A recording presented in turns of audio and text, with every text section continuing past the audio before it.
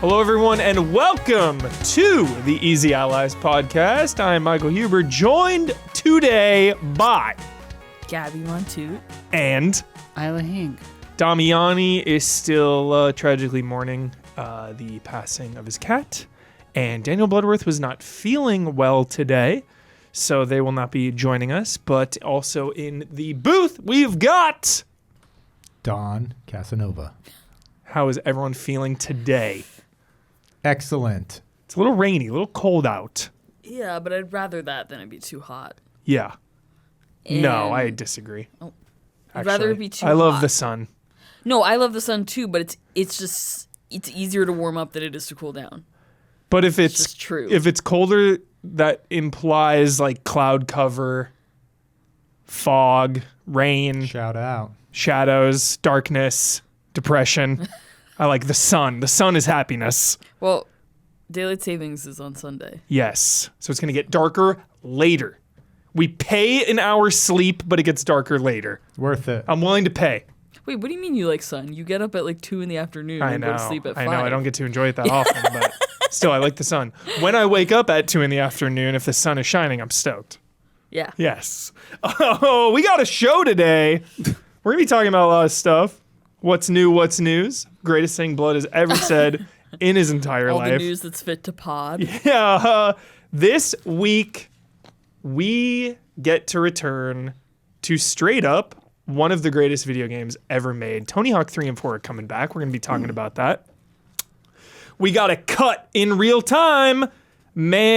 Mandragora, because Bloodworth's not here. Is that how we say it? Man. That's how he said it, and I thought it Mandragora. was really funny. It's probably Mandragora, but I like Mandragora. Yeah, you gotta emphasize that drag. Mandragora. Mandragora. We got more Monster Hunter because I was out last week and I rolled credits. I hit the credits. Oh, good. I hit it. The real Monster Hunter starts now. Exactly. The tutorial's finally Yeah, over. you can actually play the game now. Yes.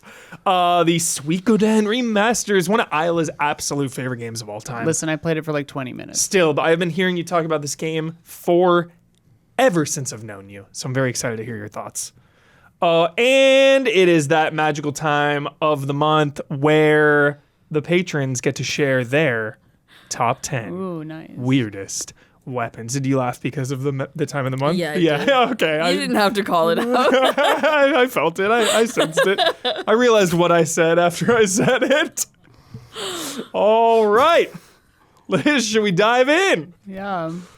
First up is London. I was just in London. That's where I was. That's why I was not around. If you're watching this live or in early access, you will still have to wait a bit to know why I was there.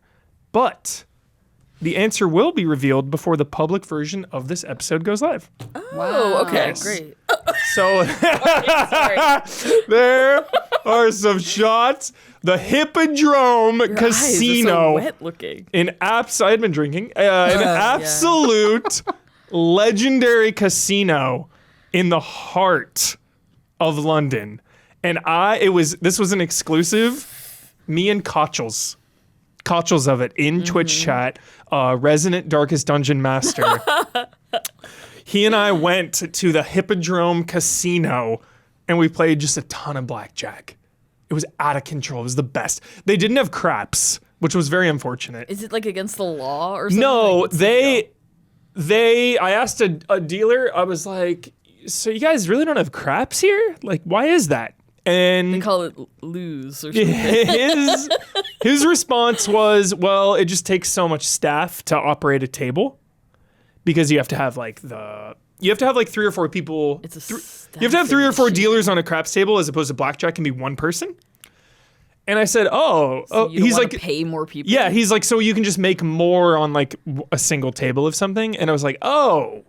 And then I was snarky because craps is my game. I wasn't too snarky. I was like, all right, yeah. But, I think you guys are underestimating how much money is on a craps table. Because, like, to me, I actually believe that. Like, you're going to make more in a casino if you have a craps table. There's so much money on a craps table. Crazy. But that is neither here nor there.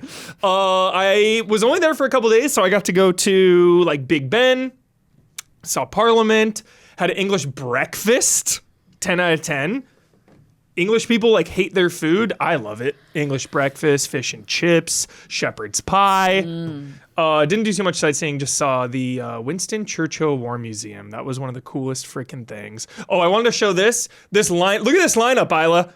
Look at this fucking lineup of movies. Some random. Cure is one of the best horror movies of all time. Chungking Express and In the Mood for Love, two of the greatest of Obsessed with In the Mood for all Love. Phantom Phantom Thread, True Romance. Dude, love People's Joker. Licorice Pizza. This theater is crazy. This theater, it was like I had to stop in my tracks. I was like, this lineup is insane. They have one current movie. Wait, Yeah. Lifetime And it's the monkey. membership is £60. What? I Or didn't even 100 see that. I was so distracted by the amazing movies playing. And I love that it's the Prince Charles cinema. Yeah. So all these movies represent Prince Charles. Just keep that in mind. His person curated list. Yeah. I also like how none of the posters are exactly sitting right in their holders. Incredible. Yeah. Oh, and I Really didn't good. the marquee, by the way, they were currently playing Room right now as well. Holy shit. Yeah. This theater is a vibe. This theater is a vibe. I learned that Winston Churchill invented the romper. That's what one of the things down there says. It's like, yo, Winston Churchill wore this, and then eventually, like, rompers were invented. They nicknamed it the turnip, it looks So, like. It's yeah. insane that this romper is like heavy velvet or I something. know. Can you imagine? It's like a sweatsuit. Yeah. Yeah. It looks like Like the- one to cut weight is the kind of sweatsuit I'm talking Yeah. about. You know, like for UFC guys. Yeah. It looks like the jumpsuits from Us. Yeah. From Jordan Peele's Us. Oh my God. Dun, dun, dun, So dun, right. dun. Also, look Hands at, across America. look at in the Ding, reflection ding, of the ding. breast pocket. There's Yeah. like Yeah, a that little looks freaky. Ghoul It's like baby. Yeah. Quado from fucking This is a horror movie What the shot. hell is that? Yeah. Total Recall. Next up, Don, what do we got? That chair right there is the actual chair Winston Churchill sat in when London was being bombed by the fucking Nazis. How insane is that? This museum was incredible. This whole like it's like an underground area where they would meet during World War II. Incredible. There, yep, just a nice Look at your little little. face. Yeah, there you go. And the next one's my favorite. There you go. Oh, there's what the a money shot. That's Yeah. nice. Boom. Look how the streets are wet, but Yeah. it's like the sun is out. What a that classic cool? London. Yeah. Made me want to play Assassin's Creed Syndicate again immediately. Top 3 Assassin's Creed games. I will die on that hill. 2, Black Flag, Syndicate. And that's it. Sweet. Sick. All right, next up is a heavy hitter. Tony Hawk's Pro Skater 3 and 4 remaster make. I always like to call these Remakester. the Ace of Spades. The Ace of Spades. I'm gonna kick it to the panel here. What is your skitching, Isla? There it was. I love sketching. That, you know, they brought that into 4. That's a 4 exclusive. Skitching? Yeah, that's a 4 exclusive. What One is does the love to sketch. so sick? What is the panels? You have that sweatshirt. 0? Yeah. I know, because I used to be a skater It's a boy. skateboard brand. Yeah, I used to be a hardcore skater, and then I Did you got not know that? I was a hardcore skater for like 4+ years, and then I bought a race car, and I never looked back. I used to Can you is- still ride a skateboard? Yeah. You think? yeah. Then his parents had Oh it my stolen. God. Yeah. Then his parents It's had an it inside stolen. job. Yeah. Yo, this Panel. Alvarez looks tight. What is your history with Tony Hawk's 3 and 4? I played all the Tony Hawks. Fuck yeah, we all did. Wait, when did 4 come out? 2002, 3, Okay, 4, yeah, somewhere. yeah. I think I definitely played- mostly played 1, 2, and 3. Same actually. Before I had a console, I played them at my friend Ash's house. Yeah. And They were big friends' house games. yeah, I would Totally, play it nonstop. I don't think I ever owned. Maybe I owned 2. Same. Yeah, I didn't own them. I played them in friends. Yeah. Played them Like all at the friends' time. house. Yeah. 3 famously added reverts, which means you can go on a ramp, do a bunch of crazy shit, and then when you land, you revert into a manual to continue the combo. So it added an insane amount of depth to the gameplay, and it is like, I'm not just being hyperbolic, it is actually considered one of the greatest games ever made. I mean, probably the Metacritic is like in the 90s. Like, Tony Hawk 3 specifically is the culmination in my mind, and I think a lot of people's minds as well. I don't think that's a hot take whatsoever. My trainer at the gym I go to asked me about this game. Really? Yeah. What about it? He was just like, "Is that true? Is it coming out?" I was like, "Yeah." What do you mean? Is that Sick. true? Yeah. Yeah, because we got the 1 and 2 Yeah. remastered makes, whatever Weren't the they hell. a mess? No, they were super good, and then there was like some behind the scenes drama. We were like, are we ever going to get 3 or 4? What's the deal? We didn't fully know. And then now it's confirmation we're getting them. This kind of leaked a little while ago. Wait, what was the game? Was it another skate game or something that came out and was a huge mess? There was some skateboarding game. I don't remember. They announced Skate 4 like 800 years ago. Yeah, 800 maybe it years was- ago. Or maybe it was a skate remake or something. But yeah. Tony Hawk's Pro Skater 3 and 4 blends the classic content that fans loved in the 2000s with new offerings, including new skaters, gnarlier tricks, whatever the frick that means, an even sicker soundtrack, and for the first time in 10 years, brand new parks. Whoa. Very hyped. Very, very hyped. Developed by Iron Galaxy in collaboration with Tony Hawk and Activision. Now, fans who pre-order the game will receive access to the Foundry demo in June and the wireframe Tony Hawk shader at launch. We got a thing of that at the very end. Now, here's the best and the worst part because shareholders giveth and shareholders taketh. The digital deluxe edition only, apparently, offers exclusive content that includes the Doomslayer and Revenant from Doom, dude. So random. Fuck! And, because the original Doomslayer was an unlockable secret character in one of the older Tony Hawks. So now we can be 2016 Doom Slayer. And he even rides his chainsaw as his board at some parts. Looks absolutely insane. So hyped. But of course, fucking shareholders. It looks like a digital deluxe. I think you'll be able to. Eventually, you'll probably be able to just buy it piecemeal, but it's still like paywall BS. So who knows there? But you know me. I never have a problem paying for shit that speaks to my heart. And Tony Hawk and the Doomslayer speaks to my heart, so I will be paying the money.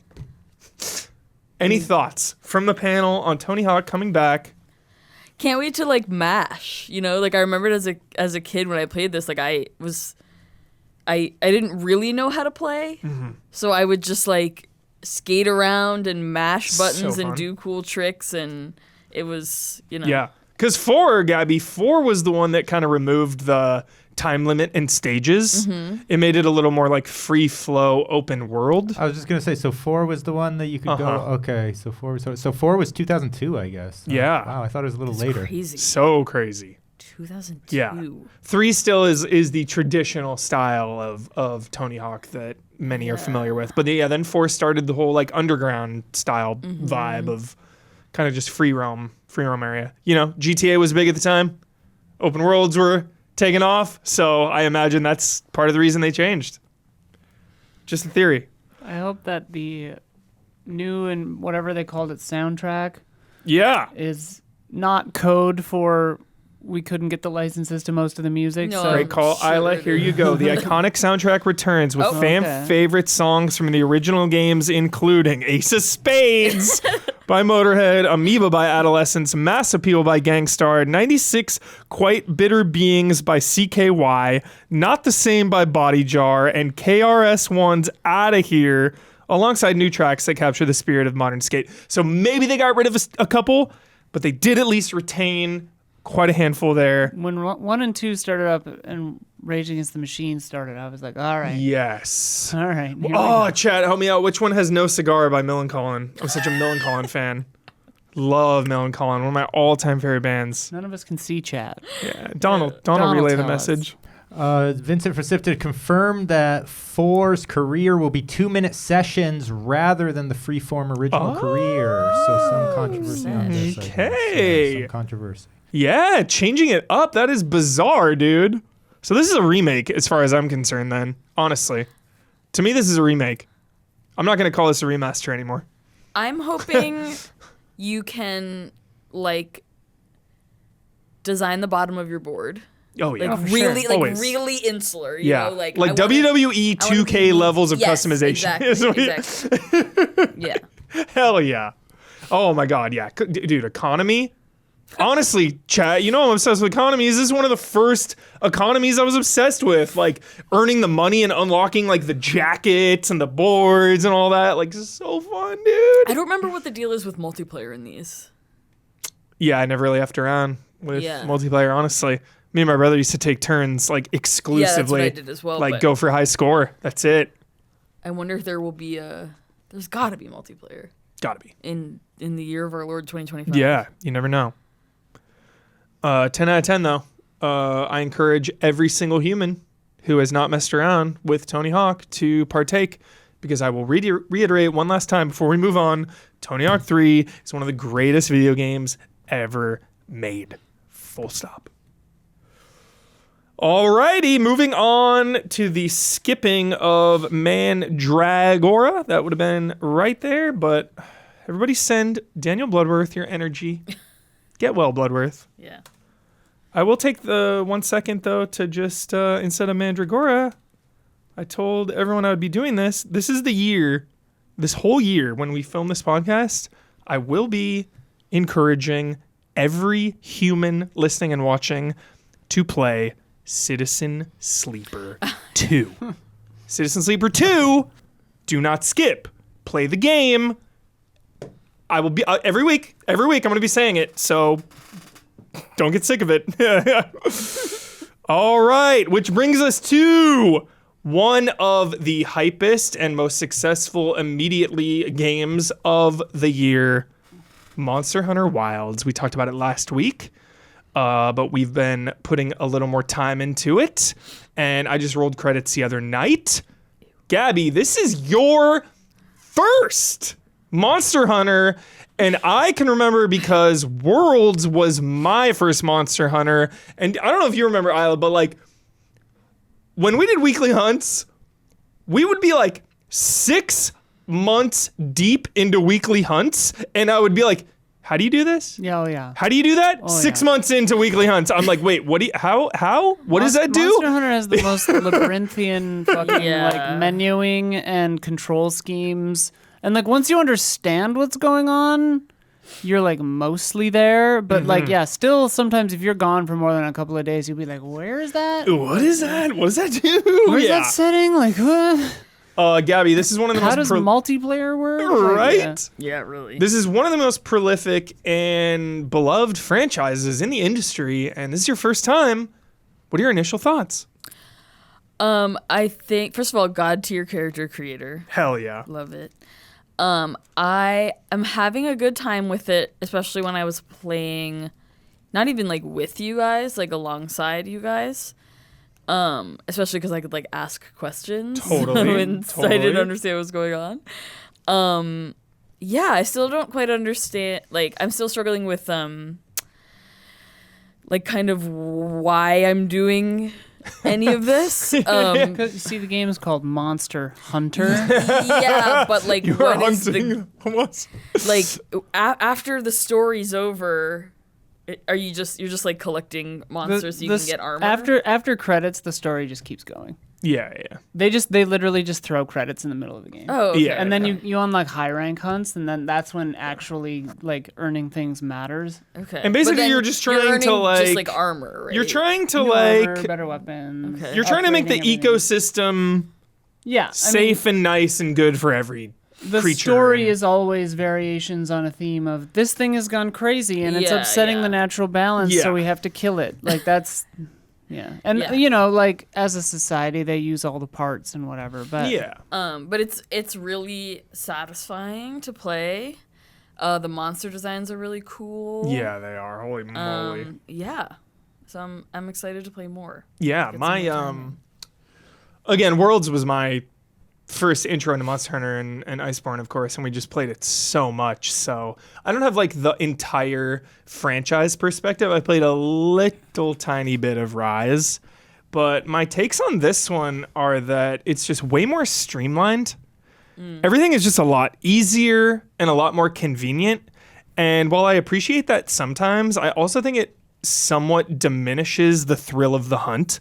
I really liked in Worlds tracking the monster, finding the monster. You would group up with people and it would take a few minutes to find the monster. And to me, that's not downtime, that's buildup, that's anticipation.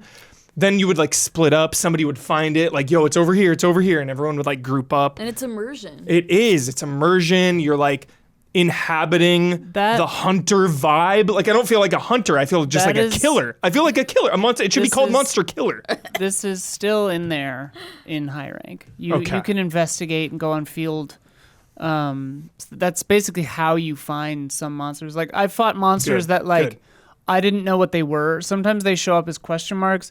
Sometimes you go out in an investigation and just find like evidence of a monster. And Perfect. so like in a way, that. I haven't dived into too much of it, but it seems like in a way it's like you're actually investigating and hunting the monsters. Fuck yes. Because the other in World it was fake. It was just like, go here, find the thing, go here, find the thing, there's the monster. Geralt Witcher sense, basically. Right. Yeah. But like in this one, you know, there have been times where I've like discovered evidence of a thing and then it's open an investigation, or I've seen a monster and you have to use your binoculars to be like, oh, what is that? You know, and then it'll mark it. I used those mid-fight and I couldn't figure out how to turn them on. Really? I don't know how I turned them on and I couldn't figure out how to turn them on. You put them in your quick menu and hit square probably. Yeah. But yeah, so there's some of that stuff still in there. It's just later. Nice. That's what's weird about this one is they kind of bury the lead on a lot of stuff. Yeah. Yeah, because I hit credits the other day and then I did like one extra hunt. That was it. Just like messing around. It's really fun once you get into the actual stuff. I do think they maybe made it harder since it came out. I hope so. After we had that conversation about how I never died. Yeah, I was like, I was fighting Jindahad and like lost, and I was like, oh, okay, like, and I was wearing all my armor was negative ice resistance, so I was like literally putting myself at like a huge disadvantage for that fight. Yeah. And then I just prepped and I beat it, but like. I hadn't had to prep at all for anything up to that point, and I was like, oh, I forgot to eat whatever. Hunter rank 42 at the time, or 40. So yeah, good thing if they did, because or it was just a coincidence that I had a bad fight. But Dawn, I get extreme Avatar vibes from Monster Hunter. Are you interested in hopping in at all? A little bit. I was super like for 3 and 3 Ultimate. I was like and I played tons of that, So that was the last one that I was like fully into, and then I just dabbled a couple times on 4 and Rise a little bit. But wait, which was the last one that had the little my the jitterbug, as I like to call it? The wire bug. The wire bug. That was Rise. That was Rise. Okay, Rise had the wire bug, so I just dabbled with that a little bit or whatever. But yeah, I don't know. The whole loop of Monster Hunter for me, I couldn't quite get into it. Like, I love the style of it. I love the monsters. I love all the gear you wear. Everything about this game, it seems like I should love it, but I'm just like, I fell off with like the grindy aspect of it. You know what I mean? And especially, I think that's what kind of took me out too, is like, I love the like world context around it, and to just feel like it's like, it makes me feel too much like it's just a video game, I'm playing. I think because I don't get lost enough in the world when it's this kind of like, you're grinding the monsters for the numbers and the armor. Yeah, it looks sick as hell though, and like what it looks fun with a crowd. Yeah, sorry, Gabby. No, I was just agreeing with you that I think that if I end up not loving this game as much as everyone else, I think that will be my exact But I think issue. a lot of the joy of it is just, that's the thing, the dynamic of just having your little crew, obviously. The crew, exactly. The weekly hunt you all vibe. doing the hunts. Yeah, exactly. Like, that's just too much fun then. But so you don't it's need also a lot weird of that. because the games have long felt at crossed purposes with that exact issue, and this one is no different, where it's like the game wants you to take a knee and take the story seriously and, like, listen to the dialogue and all these characters and like care about all these different villages and like, to the extent that it forces you to walk on your sacred at like 3 miles an hour and look at stuff, but then it also just wants you to like grind and find items and make items, hunt and so forth. And like, it's kind of an interesting thing because it's like, to an extent I like the world, and to an extent I like all that stuff, but like the writing is so like every conversation is basically identical, and it's We seriously, next time I stream, I'm gonna have a nod counter where how many times in this game do characters go? yeah. I honestly think it was like 65 times. I think 65 times in this game, characters are like, I mean, it's to the point, and like I am never someone who mashes through dialogue. Same. But like, after credits and like a little while after that, like. I haven't listened to a single conversation. Yeah. Like Well, I mash everyone through talks everything, too yeah. slow, first of all, but also Well, what they say doesn't matter because Right, it's it's irrelevant. like Who what they cares? say is problem, monster, go kill. Yeah. And I'm like, you're gonna tell me what Yeah. I'll have a waypoint. and it's also like the cutscenes are there's two types of cutscenes. It's like the type that the dialogue is baked in, etc. But then there's the ones that are like someone says a sentence and then there's full 2 seconds of silence and then someone else starts talking. I can't do that. Yeah. So that's why I'm mashing. The word, Yeah. like I never skip actual like rendered cutscenes, Yeah, but yeah, like yeah, conversations where it's like it's irritating when it's like, so and so wants to talk and you go and talk to so and then so is like, yeah, we've got an issue, but I'll tell you about it when everyone is assembled. Fade to black, fade back up from black, and everyone is assembled. just start the cutscene with everyone assembled, Jan. What are you doing? Like, yeah. For me, I love this game. These are like minor nitpicks. I think this is an amazing game, and like the fights are incredible. The weapons are fun. Some of the best monster animations I've ever seen. The telegraphing is incredible. elbow drop. I say all these things because it's like minor gripes in a game I love. mean, it is definitely like the weakest part of the game. But it's not even the part that I care about. So it's like Exactly. I literally do not care. Like these aren't even complaints really because Yeah. I don't care. the story is a chore, but I think Nata's pretty annoying. I'm okay with it because I have the experience of the franchise. Yeah. So it's like in my mind, I know that I'm taking 3 or 4 days to give context for the next year of Monster Hunter. Yeah. Like I'm going through this story to know about, okay, what this location is, what this location is, what these monsters are and why and how they relate to one another.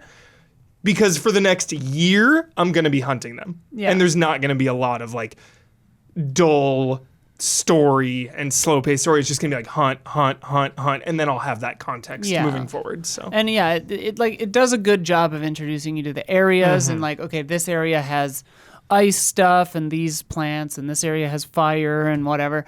And like, yeah, for that, it's really good. And also like, I think that for me too, I take for granted that I have played like 5 of these games. And like, once I get the basics of what's new, a lot of it is Killer mode. Well, and it's also like covering ground that I don't really need covered because I know what's happening kind of. Yeah. But like for someone like Gabby who's never played it before, True. it's probably a lot more valuable for it to take its time a little more Yeah. because like these Learning games are about the items. confusing. Oh, yeah. menus are so confusing. Well, and also just like the loop of a fight, like I have had friends like who are gamers and like know what's going on with general games who have said like, why do the monsters keep running away? Yeah. Which Where's the health bar? Where's the It's health like- bar? And at first blush, you're like, yeah, why do they keep, like, that's annoying. Why do they keep running away? But then later you're like, oh, that's because I need to sharpen my weapon. I need to heal. I need to put my powders back on. I need to do this and that. Because later on in fights, that actually matters. Yeah. But like, it's kind of a funny onboarding process because it takes its time to teach you the wrong lessons because none of that matters until like halfway through high rank. Right. Like you barely have to sharpen for most of the story. Like I mean, obviously you do, but like, it's just kind of an interesting, and I don't know how they would, there's no real right answer for that because like if you hit somebody with all that up front, it's even more insane information that you get dumped on you. Yeah. You really just learn it from other people. Yeah. Like, Such a group game. yeah. Such a group. Like that's why it's the best is like everybody sharing knowledge and info and grouping up together and hunting different monsters for different armor sets. Like, Yeah. it's just, once you start cooking as a group, like it's so special. And that's why this franchise is so popular and prolific and people, it's like Dragon Quest over in Japan. It's like people taking off work for this thing. It's like a freaking holiday, honestly. It's electric. A bank holiday. Yeah, bank holiday madness. But also, like this game's sick. I love it. It's so sick. It's so good. It sold like 8 million copies in 3 days or something. It's like one of that's Capcom's crazy. now, like, Oh yeah. Fastest selling. Yeah. So I mean, World really, because this is World a, really helped the popular, mainstream, yeah. popular series that had like diehards, A lot of handheld entries up before World. Generations and all that, in like Try and whatever. But like, World really put it on the map, and like, this is the first big one since then that's on like everything. And Well, I remember like hearing about Monster Hunter for years, but it was on handheld for so long that I just was like, okay, well, I'm never gonna play this. But also, Same, like Gabby. seeing, like I was like, oh, that's a game that like people in Japan love that I will just never understand. Yeah. Like that just was watch it from afar. exactly like that's great. and all your But- weeaboo friends like us like it. No, because it was like even before. Oh, Like forever I've been hearing about this game, but I was like, that's just a game for Japanese Yeah. people. But now it's like, little did I know, it's absolutely incredible. well, and didn't World like just come out on console first, and then PC was like a year later or I something think so, stupid yeah. like that? This one came out day and date, right? So PC it's like, issues that PC should issues, be, but like the fact they'll that fix it. the fact that it came out on PC at the same time is huge. Totally. And like Rise was locked on Switch, so it's like, like that's big Yeah. for sales. Those rising development costs, get it on as many systems as possible these days. This monster freaking rips, dude. I'm it's obsessed really with this good. beast. The Black Flame, dude. Any other Monster Hunter thoughts from the group? Good video game. Definitely a good video game. Second highest reviewed game of the year now, right behind Split Fiction. They got dethroned, yeah. 1 and 2, Split Fiction and Monster Hunter Wild. And Citizen Sleeper is the 5th best reviewed game of the year. Just Damn. throwing that out there. I missed Just that so for- you're aware of that score. Yes. I missed that for Fantasy Critic, but I think I have this game on mine. All right, we got more to come, but if you've been enjoying the show so far, please take a second to like and subscribe and ring that bell. It helps us out. It helps us and you stay connected. We love you so much. Thank you all for the support. Hug checks all around. And make sure you sign up for those notifications, Sign up. because we're dropping some cool stuff in the feed, and we don't want you to miss it. Yeah. Yeah, Don't miss it. cut downs. Jones had Split Fiction. Yeah. Sorry, I'm interrupting the pitch. Jones. Did Jones have Fable, though? Yeah, he did. Yes. Because that got delayed, so does Jones get penalized for that? No one locked it in, so he could drop it, but he doesn't. He doesn't know how to didn't do it in that. time. Oh, You can drop it once it's will not Oh. release. If no one locked it If no in, one which locked it nobody in. did. So Oh, I thought you couldn't drop it when they. if you're locked in, if someone counterpicked it, you can't. Oh. If it's one of your drafts and it won't release, you can drop it. If it's not one of your Anytime. drafts and it won't release, you're stuck with a 0. Yeah. Huh. In our rules, pretty sure. Very excited for just like the continual like updates of Monster Hunter. Shout out. I forgot to say that. Just like in a live service era, Where's you that know? player housing, dog? It's like, dude, they're gonna have so many free updates and then an eventual like Iceborne type Yeah. expansion. what do you think it'll be? would Like, imagine. what new location or new? I feel like they could do a world crossover type thing for a DLC. That'd be kind of cool. kind of interesting. Yeah, maybe not like the exact The west location, area. but like I think yeah. they could do like a crumbling Azula or whatever the fuck it's called, where it's like a part of the land gets like ripped out of the ground and goes into the sky. Avatar, let's Yeah. go. Lean into the Avatar nods. And so like the island itself keeps moving through the regions, so the weather keeps getting all That fucked was up. sick. Maybe. I don't Floating We know. just Islands go are to in. Pandora. Yeah. Avatar time. James Cameron Pandora presents DLC. Monster Hunter. But I feel like that if you killed any of the monsters, the Navi would kill you. Yes, they would. They would not be happy. That's part of it. You learn that. Maybe you have to like, group up with the Navi though. Or you fight the Navi and you kill You- them. No, Kill I the refuse. Navi, yeah. I refuse. And also, if you want to sponsor this podcast and put your name right here in this space, get in touch. you can email us at info@easyallies.com, and we'll give you all the details. And now a word from our sponsors. When you think about businesses that are selling through the roof, like Allbirds or Skims or Allo or any of the businesses that you like, you probably think about their products, obviously. You think about their ad campaigns, their websites, But do you ever think about the back end, the businesses that help that business?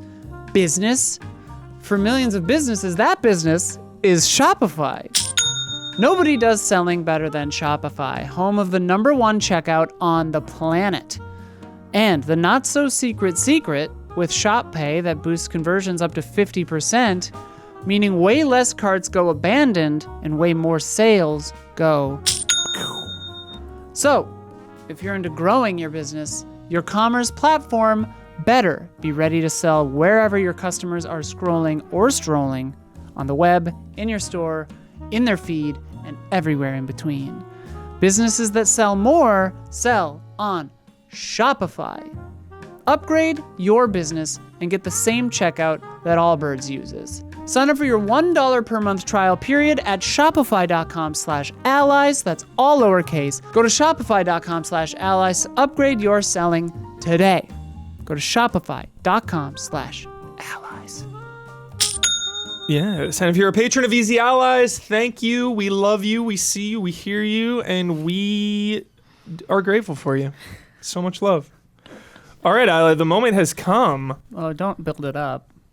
Well, I know you haven't had a lot of time to get into it, but to preface this, 2 things. 1, this podcast today, we're just talking about the greatest games ever made. Because Suikoden legitimately is a it shouldn't be because of history and availability and stuff.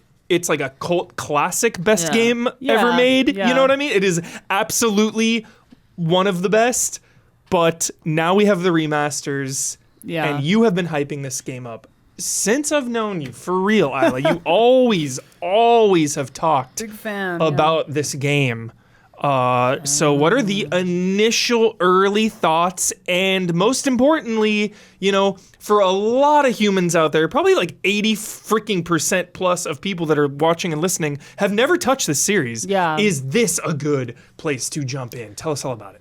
So here's the deal. Like, it's, for better and for whatever, it is pretty one-to-one as far as like the gameplay. Remaster. It's a remaster. Yes. So good. And like, there's even that button that you push that makes a little duck sound, and you're like, why does this happen? I've only played the first one, and like, Monster Hunter came out, and then It's like chaos in February and March. Yeah, and chaos. I mean, a friend of mine died a few days ago, and so I'm pretty shredded. There's a lot going on in life right now. So yeah, like, I'm kind of out of it. Sorry if my mood is weird, but like, it's beautiful, as you can see from this B-roll if you're watching, but if you're listening, I'll describe it. Like, they kept the character art in the game still feels like the same little sprites, and then they have up-resed and like heightened the animation and the sound fidelity and stuff in the environments. And the something I really like is that the player portraits for all the characters that you meet are new, and I believe done by the original artists. Some of the original artists are involved, at least. And then it has something that really drew me to the series. I mean, the main thing is that the story is just incredible in 1 and 2, especially 2. People tend to say 2 is their favorite. Mm-hmm. I've always loved 1 and 2 pretty equally, and especially if you've played 1, going into 2, it has some kind of like interesting carryovers. But there's like these big battles. There's duels. There's all kinds of stuff. But the normal battle is 6. You have 6 people on your team, and you have 108 characters that you can pick from that you meet if you find all 108 stars. And that's got to be a trophy. Oh, probably, yeah. And it's just, I don't know, it's just really cozy, and like the vibes. I'm generally pretty forgiving of like tech stuff on remasters, because it's like the old one is still there, and like I have this on disc or whatever, but like. I didn't, in the little bit that I played of it, nothing jumped out to me as like scuffed or anything. Man, that's out today. It's out right now. Yeah, it's out right now. So crazy. Today. Yeah, so like if you've never played Suikoden 1 or 2, or if you love them from back in the day, and you like old school Hell yeah. RPGs, Are in right now. Dragon Quest 3 HD 2D is my kind of analog comparison to this a little bit. It's very similar to that. Like, they're I don't know if they literally came out at the same times, but like peers, generally speaking, like, I was huge into Wild Arms when I was into this. Yeah. I was huge into Vagrant Story. I was huge into Final Fantasy, obviously. Like, this one is just like, a classic story. Like, if you liked Unicorn Overlord has kind of similar story vibes to this. Very like, nations at war, friends. Shogun. Yeah, and like the cool thing is like getting 108 characters, bringing them together, growing the bonds with these characters. There's not like a really a bonds thing like in the sense of Persona, but like the story really highlights grows those and goes themes. places. Yeah. And then one of my favorite things of both of these is the headquarters. Kind of grows and expands and really changes as you play the game. So in the first one, it's like this tower out on an island. And then in the second one, it's more of like a kind of a fortress sort of a deal. And, as you gain new people, they'll like set up a shop or like move into a room and like the castle Feels lived in. Like this shot right here kind of shows the evolution of the areas and stuff. So and these are the sick. people moving into the castle here, and like that grows and changes as you progress. Like recruiting, and like it's just such a treat to go in and be like, oh, this guy set up a garden on the roof. Like Think about that's how fun. many modern Like, games do that now. It's like I wonder if this is one of the first games to ever do that. I wonder. Yeah, I had always- what comes to mind immediately is like Horizon. Yeah. One of the for 1 or 2, you like recruit people and they're like they go back to like that hub and they kind of wander around and yeah. Do you remember at Game Trailers we used to do a series called Level? Of course. Where it was like your favorite level. First thing I ever did, Mafia level. Oh, It was the yeah. first thing I ever produced. I did a level basically for an easy update where it was the haunted hotel from Vampire the Masquerade, but Bloodlines. But I always had a kind of like a half joke, but it's also like one of my favorite levels in a video game. But I wanted to do the castle from Suikoden 1. The whole game. But it's the whole fucking game. It's like growing this castle. So sick. But yeah, I don't know. It's just like, it's a fucking remaster of Suikoden 1 and 2, and like that's sick. So Cozy as hell. if you're into Suikoden, It's on like every system too, Yeah. every platform. just jumping in, I was Yeah. like, and that's part of why I didn't play it for super long. Also, was because I was just like, yeah, seems about the same, like in a good way, kind Yeah. of, like It's the best. We talk about game preservation and physical and digital media. Like this is huge. These games coming back. This reminds me of Onimusha now. Like Onimusha yeah. now is fully back, remastering old games, coming out with new games. Because also Konami held a live stream this week announcing a Suikoden anime. yeah, that's Ooh, crazy. That'll be So hype. very cool. And a new mobile game as well, which could all be building towards another entry. I know there were some PS2 ones that aren't as well received. Like I think that goes up to like 5 or Yeah, something. I've played all of them, and I didn't hate Like, they're 3 or 5. Yeah. 4 I have like no memory of, and Tactics I actually quite liked, but like that was just because I was thirsty for more Tactics games at the time. Hell yeah. And I&II Chronicles recently came out, which is made by a lot of the same people and is like very obviously a spiritual successor to Suikoden. So it'd be kind of funny if Konami was like, now we'll do one. And it's just like, okay. Like, Yeah. but Do you think they'll ever do like a Final Fantasy VII style Remake of remake? oh, of I this? doubt it. I Like, doubt it. Final Fantasy's got Yeah, the yeah, hype yeah, and the yeah, money and the legacy and all Because that. maybe like, this will go crazy viral and then Yeah. I would be surprised because it is a very like old school, like RPG. Oh yeah, funny an anecdote. I actually replayed the first like 10, 15 minutes of it because I put in Isla for my name. Yeah. But like, they're constantly just being like, the prince, the master, like master prince, like his highness, the prince. And I was like, I can't do this. Like, fuck. so I changed the name of the main character to just like a random series of symbols. Because I remember as a kid, I would always do all caps. Yeah. Which would always be really funny in games like this because then it would look like they're just suddenly yelling your name. Yeah. So now my name is like Aethertrix or something because I just like used all the weird characters.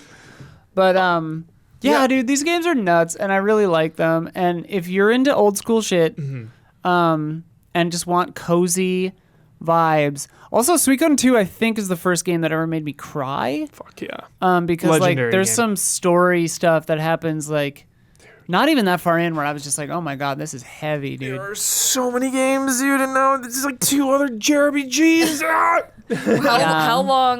How long to beat.com? Oh lord, lengthy, but yeah, I'd love to know the actual numbers. Are you looking? 21 at? hours for the first one. Okay. Oh, Okay. That's actually, But the second one. and what's the completionist? Second one is 33 and a half. Oh, Okay, that's those are actually both- way shorter than I thought. Those are both pretty short, but I think Yeah. completionist. If Main you're plus getting, sides 44. That's usually where I am. Yeah, because I always want to, and I remember like shout out to the Prima Games, guides. Because as a kid I had those, and I would literally just sit and read them too. But like That's so fun. I used those to get all 108 stars in both games. Yeah. Because I was like, I can't not get all of them. Yeah. Especially back then, it's like your one game. Yeah, that yeah, you right, have. yeah, It's yeah, like, yeah. better I am do all- everything in that game. Yeah, I'm Yeah. all in on this one game. And like I was obsessed with these. Simple Like times. I was to the point where my parents like knew they just like for like several Christmases in a row they just bought me Suikoden games. Sick. And so that's really nice. That's so But jolly. yeah. If these do well and the anime and the phone stuff do well, all that, what would be your ideal new game in Live action Suikoden? movie. What would you want? Would you want something like this same retro style, Dragon Quest 3 HD 2D vibes? Would you want some Final Fantasy full remake. on Final Fantasy remake style thing? Would you want a remake, a remaster, a new one, a prequel? Like what would you want? I think weirdly, I would be down for any of that. The thing that came to my mind right now is sort of weird, and maybe because of the phone thing. And I didn't watch the anime thing or the phone thing because that came out like the day my friend died, so I was kind of like not interested. Yeah, but totally. I'll get around to watching it later. But like, sort of like the thing that comes to mind is like leaning into the like castle like HQ building kind of side of it, and there's a game I really like on phone called Dungeon Village, where you just manage the town outside of a dungeon, right? And so I think it might be interesting if instead of playing as like the legendary hero of the war, you play as like the person who organizes the HQ, I love this. and like the warriors are coming and going, and there's story happening. Paperwork. But it's like, Yeah. but you're like managing the castle. Yeah. The Excel spreadsheets. And it could be more of like Mr. Manager. Yeah, like a simulation kind of a game or like a side story kind of a thing. And pretty short. It's from Arrested Development. Yeah, it's like But- it's also from John Wick, but that's a joke in Arrested Mr. Development. Manager. But yeah, I don't know, that might be interesting. Sick. Just a random weird idea I just love had that. right I now. love that. But Dawn, any games or franchises you can think of right now that you want to get the Suikoden treatment? Any remasters like this you're just feeling that need it? It'd be interesting, with Bakuru coming out last year, spiritual successor to Mystical Ninja. I'd love that Legend of the Mystical Ninja, the 16-bit Super Nintendo one, to be remastered and brought up even because of the fact, if you think about that game, remember how like when you're in the villages you could go horizontal and vertical to enter like different planes of the city. I love so like that. if they did the 2.5 or no, what is it, the HD 2D. Yeah, HD 2D. Yeah, we love HD for, 2D like here. a mystical Legend of Mystical Ninja, specifically Super Nintendo version. Like that would be sick. Hell that game yeah. was just excellent all around too. Yeah. Oh god, all the gambling and the carnivals and everything, and like imagining that with that visual style. Yeah. Oh, I would love it. I'm drooling thinking about it. Yeah. Hell yeah. That'd be a fun one. Gabby, how do you go ahead? The anime for this is already out. No, it's coming out. Oh, okay. It was announced. Okay. I would love to see, something get this treatment just mostly to like make it so that it's available again. Obviously, Final Fantasy Tactics, whatever. Do whatever the fuck they're gonna do with it, but like do it, just do it. Yeah. But I would love to see, Vagrant Story. I would love to see Xenogears. Xenogears would be huge. Xenogears, but I would love Xenogears if they were like, hey, actually finish it though. Like make the second disc a game instead of just a movie. That's so like, funny. But like, that kind of stuff, getting this treatment would be really cool. Because like they, I don't want to undersell. They gussied it up a lot. Like it looks really pretty. good. Yeah. But like they kept the kind of spirit of it. Gussied it I mean, up. that's the best. Like when they remake a remaster game and it doesn't literally play like how it did, Yeah, but it plays like how you thought it did. Yeah, like they added autosaves I see in this trailer, which is like, yeah. okay, that's fine, that's good. It Sweet. was funny though because I was using the analog stick for like all of 30 seconds and I was like, this is insane. And I switched to the D-pad because like the game is still meant to be on a grid, So like going like my character was just like, and I was like, okay, this is fucked up. Just gonna use the D-pad. Gabby, how do you weigh a historically important game versus your time and desire to play it? Does that make sense? No. How do you weigh? Like this is a historically relevant and important game. Do you want to play it because of that, or like just? Like does that does the historical relevant? No, okay. History is irrelevant to me. I mean, I'm looking at this game and I think it looks really cool. And that's all like that matters, I'm seeing like images of things and animations and I'm like, ooh, that looks so interesting. Yeah. Who knows? Maybe I'll watch the anime and then if I am obsessed with the anime, I'll play the game. Yeah, I'm really curious. Or maybe the other way around. Yeah. I'm curious if the anime will just be the story of the games or if it's a different thing. Especially hearing that it's like not that long. Yeah. For a big RPG, calling it's to not me, that bad. for sure. It just looks so cute and the art is really nice. There's mini games. Yeah. We love mini It's a games. dice mini game. We love dice. Yeah. Holy crap. Yeah. And like when I turned this on, I damn near started crying because like the song just starting up. I was you just just like, think about oh. your life. Yeah. You I know? wonder, like, I'm trying to think what game is that for me? Where, like, I would turn it on and be like, oh my god. Red Dead. Right, Red right. Dead in like 10 years Okay, from now. Yeah, okay, sure. Yeah. Arthur Morgan speaking 20 years from now. Penis bow. All right, it's time for one of my favorite segments, The Patrons. Top 10 weirdest weapons. Hyped about this. This is a good one. Very hyped. I thought of Shadows of the Damned was one of the first ones I thought of. Garcia Hotspur is Johnson. Don't know what you're Oh, talking okay. A lot of sexual innuendos Yeah. in Shadows of the Damned. That's why Blood hates it. It makes him uncomfortable. Yeah. about. Blood is But it's very. catching a stray. He's a very interesting. Well, his taste in games is It's true. so. He will admit it. It's so interesting too because he loves like high school drama games that are like really queer. Yeah. But then he won't let anyone kiss. I know. And I'm like, what's happening? It's like you love this. He loves the emotional bonds and like the love and the connections, but like he's like, but just don't- kissing! Yeah. I'm We just love you, Blood. Like, what's going on in that little movie theater of your mind?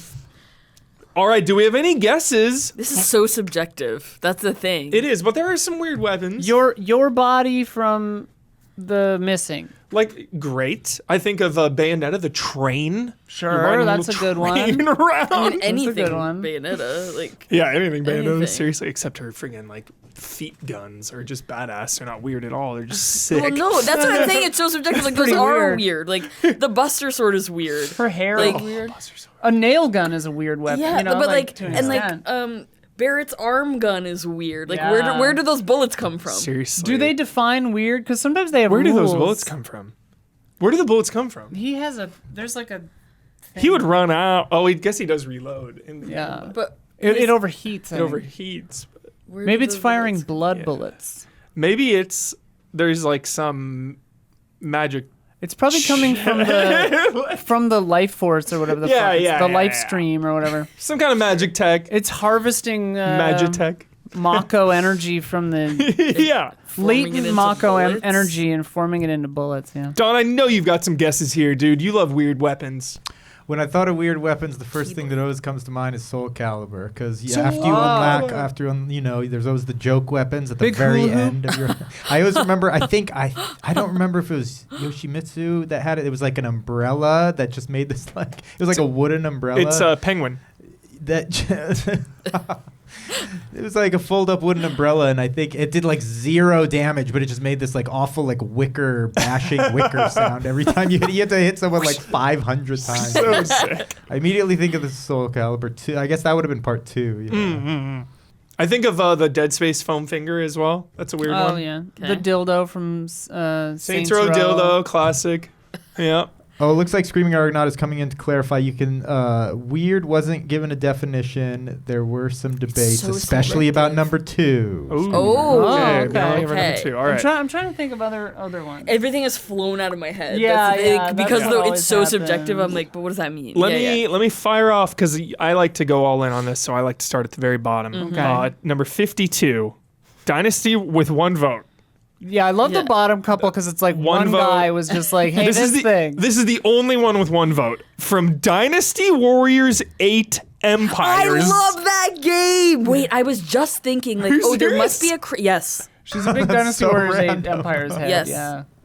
But are you playing? You're not playing Origin. No. Dude, Origins is the first one I've finally been like all in on. Oh, Anyway, you're a casual. Go so. on. Go. Yeah, I am. But Dynasty Warriors, like scrub out. Dynasty Warriors 8. I was just thinking there must have been a crazy weapon. Like I Wait, you played Dynasty Warrior? What the fuck? What? Gabby's a real one, dude. I never knew this. I Okay. remember playing it. I had like a little TV in my room, and I would just sit with my PlayStation. It was on 2, right? My PlayStation 2, and I would like just sit and play Dynasty Warriors Empires. Dude. Okay. Well, the weapon is the Dragon Column, whatever that is. I don't even. Oh, Yeah. is that like a? I think it's like a battering ram, Sick. kind of. That I sounds think. really fun. I don't quite remember. That was a long time ago. Horizon Forbidden West, the Shredder Gauntlet at number 48. There's a couple ties for 48. It's the Shredder Gauntlet, the Injector from Time Splitters. I forget what that is. And from Fortnite, the Eminem Rap God minigun. So there was an Eminem event. There was an Eminem event, and you would have That was unserious game. There was a minigun in Fortnite, and when you hit him, it would do Eminem's to fly out. Rap God. How fast he is, like I'm a rap god, the words? and it would be the words. When you'd have to hit though, so every time you were hitting someone, it would be him singing Rap God. Yeah, So- yeah. And were the bullets M&Ms? No, Oh, then what made it M&M? The rapper. Eminem the Oh rapper. my God! Eminem the Sorry, rapper. thought you were saying there was Sorry, an Marshall. M&M's event. Nah, there's, yeah. I fully thought you said an M&M's event. That's the risk that Marshall Mathers ran, you know? And then also Prince of Persia: The Two Thrones, Baby Toy of Death. I don't even know what that is. Number 46 though, the Wordly Gig Saw, Bloodborne. Oh, yeah. The That's DLC. a ridiculous weapon. The DLC, dude. It's like, yeah. The Souls from games all have a few weapons where you're like, they know that this is a meme weapon. Yeah. Yeah, but it's also so Like sick. the tiny I'm- nitrous. I'm thinking of in Tears of the Kingdom when you could like connect, wouldn't like know. put. Okay. But go on, tell them. They you know. can They'll connect agree with you. two things, Oh, yeah. and like one of the first things I did was I made a shield sword and a sword shield. Yeah. So I like yeah. put I just kept putting rocks on my sword. I put a shield at the end of a sword, and then I put a sword on a shield, and I carried them both. Hell yeah. Yeah. I love that. Also, the Electro Diver from Painkillers. Shout out. I love Painkillers so much. I'm trying to think, does Blood, the game, Blood, Yeah. have a crazy weapon? There was some game Shout out from... Monolith. Fuck. Yeah, shout out to Blood, the game. Yep. And the man, feel better. Yep. Some game from that era had like a CD gun that shot CDs. You're so right. What the hell is Also, that game? Chex Quest, that game 100%. had... What is the CD Oh wait, gun? are you? I know there's one in game? Dead Rising, but What's the CD gun? Revolution X Aerosmith game from the arcade. Yeah. Oh you my used to God. Shoot discs. Wait a minute. Well, I've never played that. Oh. I love that idea. Also, the Taser from Siphon Filter. Oh my Classic. god. Oh Jesus, that taser was sick. Splatter color screen from Splatoon. The laptop gun from Perfect Dark. So sick. Yeah, big. Throw that thing as a turret. The fire flower from Super Mario. Not weird at all. So normal. Yeah, not sure I mean, why it's that's- weird. It is weird. It's really weird It's if you weird. think about it. Kitchen knife from Final Fantasy V. Sure. Coming in at 39. How about the butcher knife from Silent Hill 2? We love butcher knives. Big knife. We love it. The Hive Hand from Half-Life. The Bane from Borderlands 2. Number 38, the Wabajack from Skyrim. Number 37 is not high enough. Patrons, what have you done? Don, you ready for this? At number 37 with only 7 votes, Yeah. the Cerebral Boar. Whoa, what's that? What's that even on this list? Not a weird weapon. It's the ultimate. So one. It's like weird. The Cerebral Boar, it like a great weapon. eats their brain. yeah, it's a great weapon. Within, or what was that from? Turok 2. Turok 2. Okay. That's a sick weapon. Cerebral boar. Cerebral Boar hype. So good. Number 35, Snark from Half-Life. What is that? What is the Snark? Snark. You just go like, Yeah, what? you just I've finished Half-Life like Weaponized 6 times in my Snark. life. What are we talking about? give them a withering stare. Yeah, and they what? explode. Dude, I have been craving... Oh, it's like some bug thing? I forget. Like is an enemy a biological weapon? I don't remember. Oh. Looks like a bug. I have been craving a Half-Life 2 full playthrough so much. It's also It known is as the time. squeak grenade. Oh, okay. Yeah. Oh. Number 35, relevant, the hunting horn. Hey. Yeah, that's a good one. Number 33 from Guns of the Patriots, the solar gun.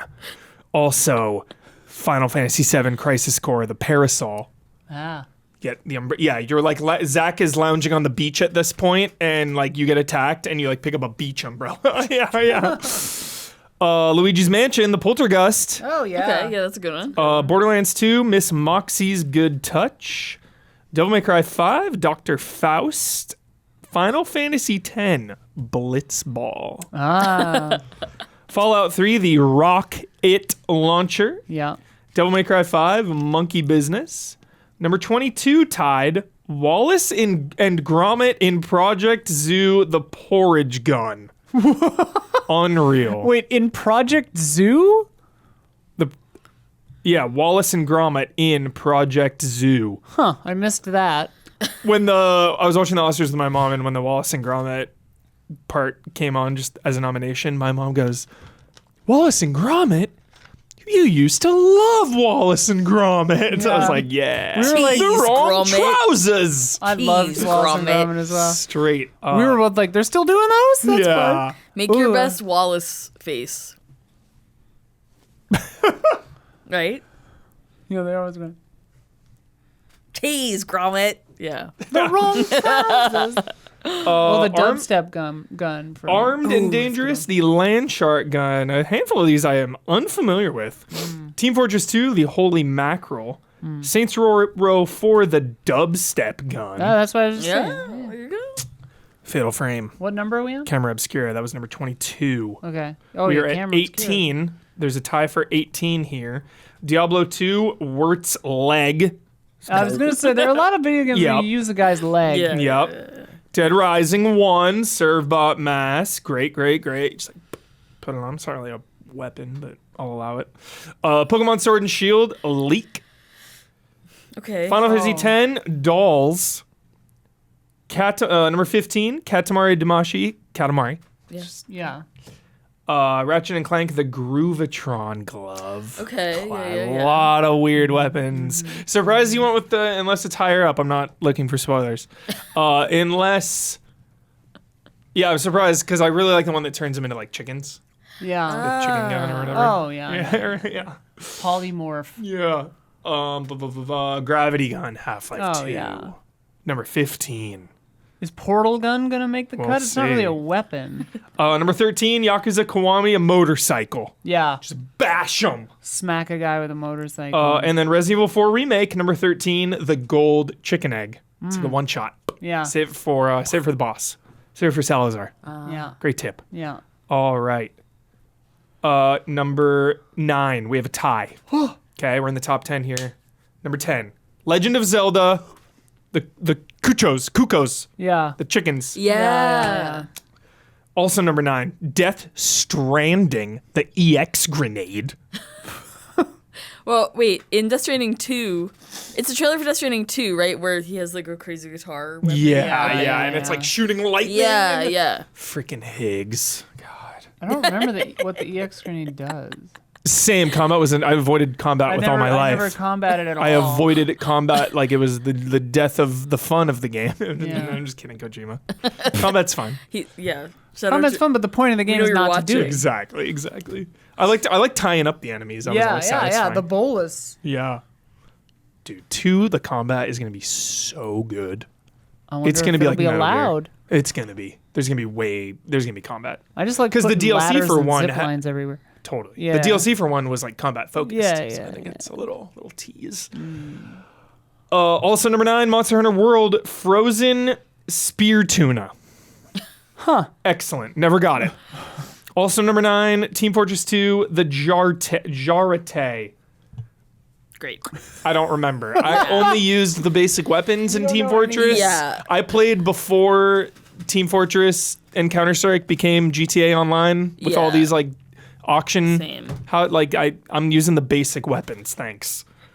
Shadows of the Damned. There it is. Number 7, the boner. Oh. It's like fully up. Blood's uncomfortable.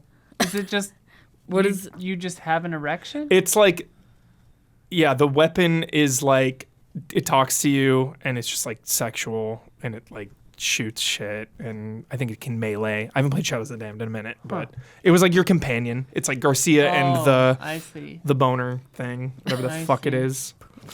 Number 7, Elden Ring, Ringed Finger. Oh yeah. Now top 5, tied a for big 2. one. Soul Calibur 3, Giant Squid. Oh, there we go. Ah. There you go, One of Don. The joke weapons. There you go. Nice. Number 5, Saints Row, The Penetrator. Yeah. Yeah. Yes. Now here we go. In a 3-way tie for number 2, the Keyblade. Kingdom Hearts. I said that. The Keyblade. Did you hear me say that? I did not before? hear it. Okay. I would Gunblade have is stopped. also I would have very acknowledged it. Yeah. I'm sorry. That is I a missed weird it. weapon. It is a weird It's weird. weapon. It's weird. Yeah. It's so weird. It's so awesome too. Like, its function as like a melee weapon, but then also like a key to doorways, and then also like a key to people's hearts. Like, Yeah. you know, oh my Yeah. god, I love the Keyblade. Dude, Kingdom Hearts 4, we're gonna see it this year. We're gonna see stuff.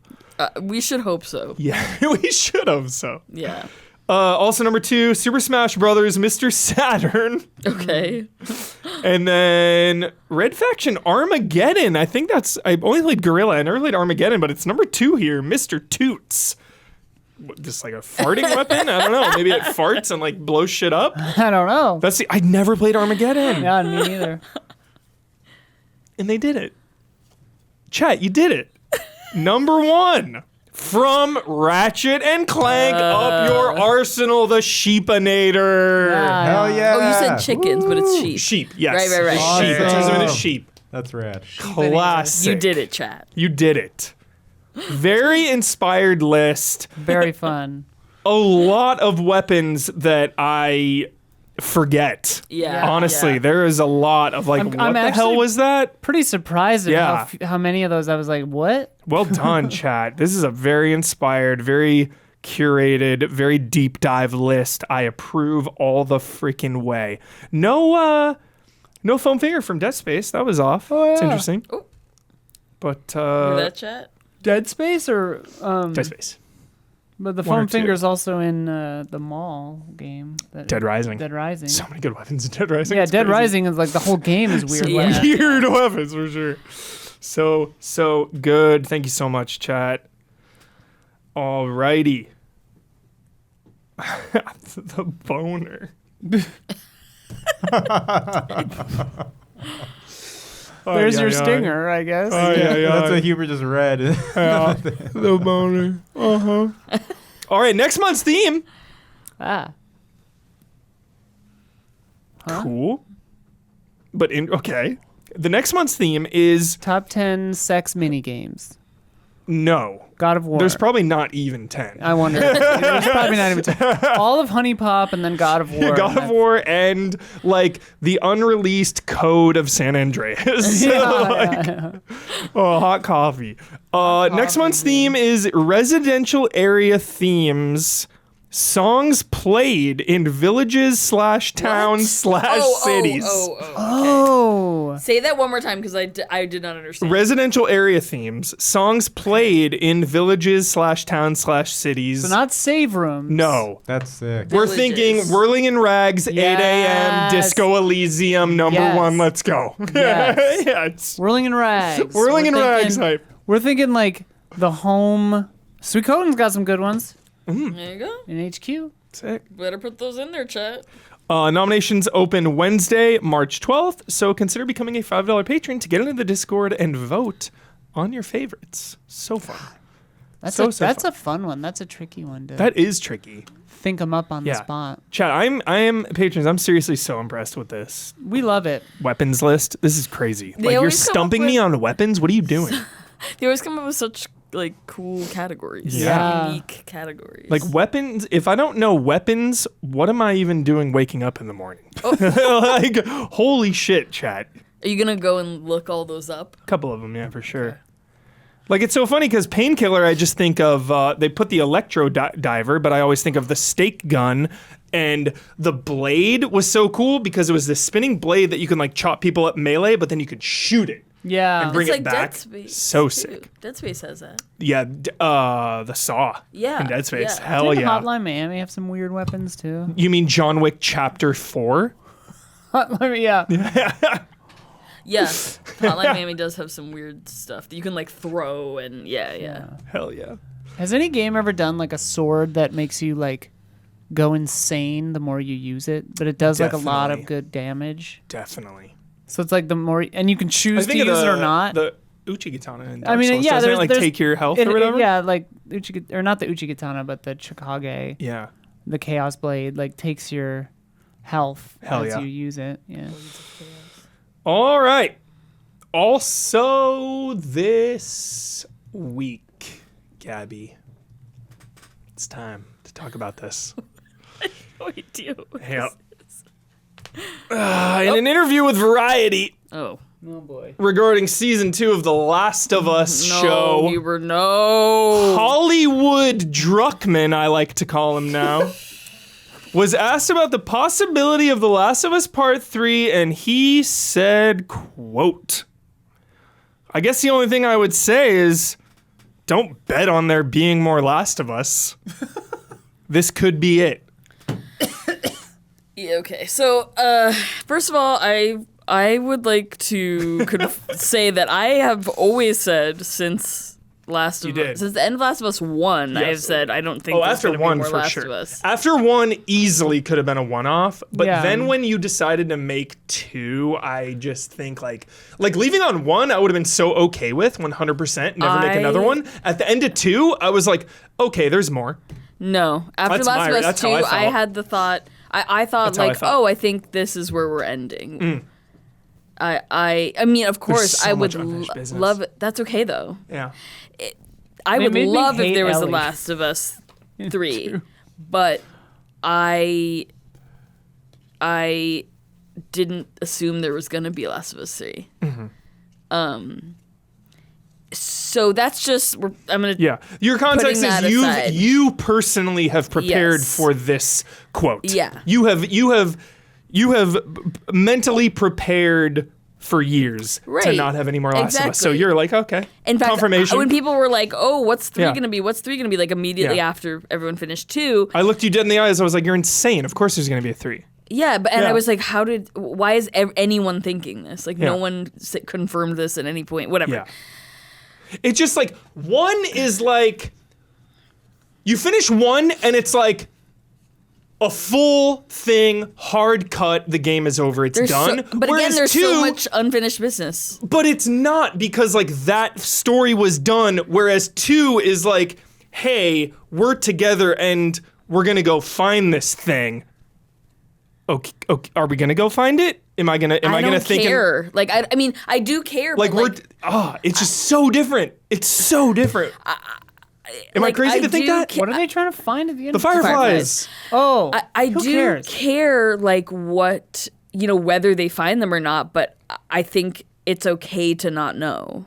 Yeah, of course. I don't need every question to be answered. Of course. And it's okay if people want those questions to be answered. Yeah. Like I would love if there was a Last of Us 3 and I would play it multiple times, but I just never assumed there was going to to be a 3. Yeah.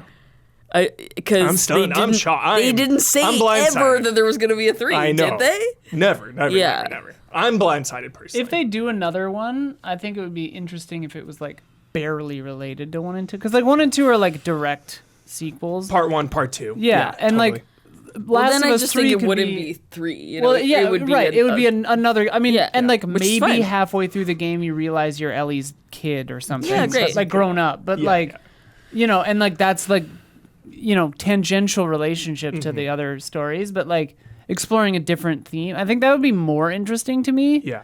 Especially because like.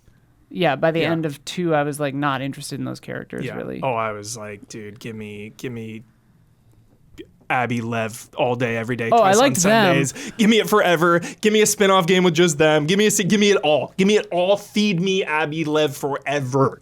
Yeah. It comes at an interesting time because season 2 is coming.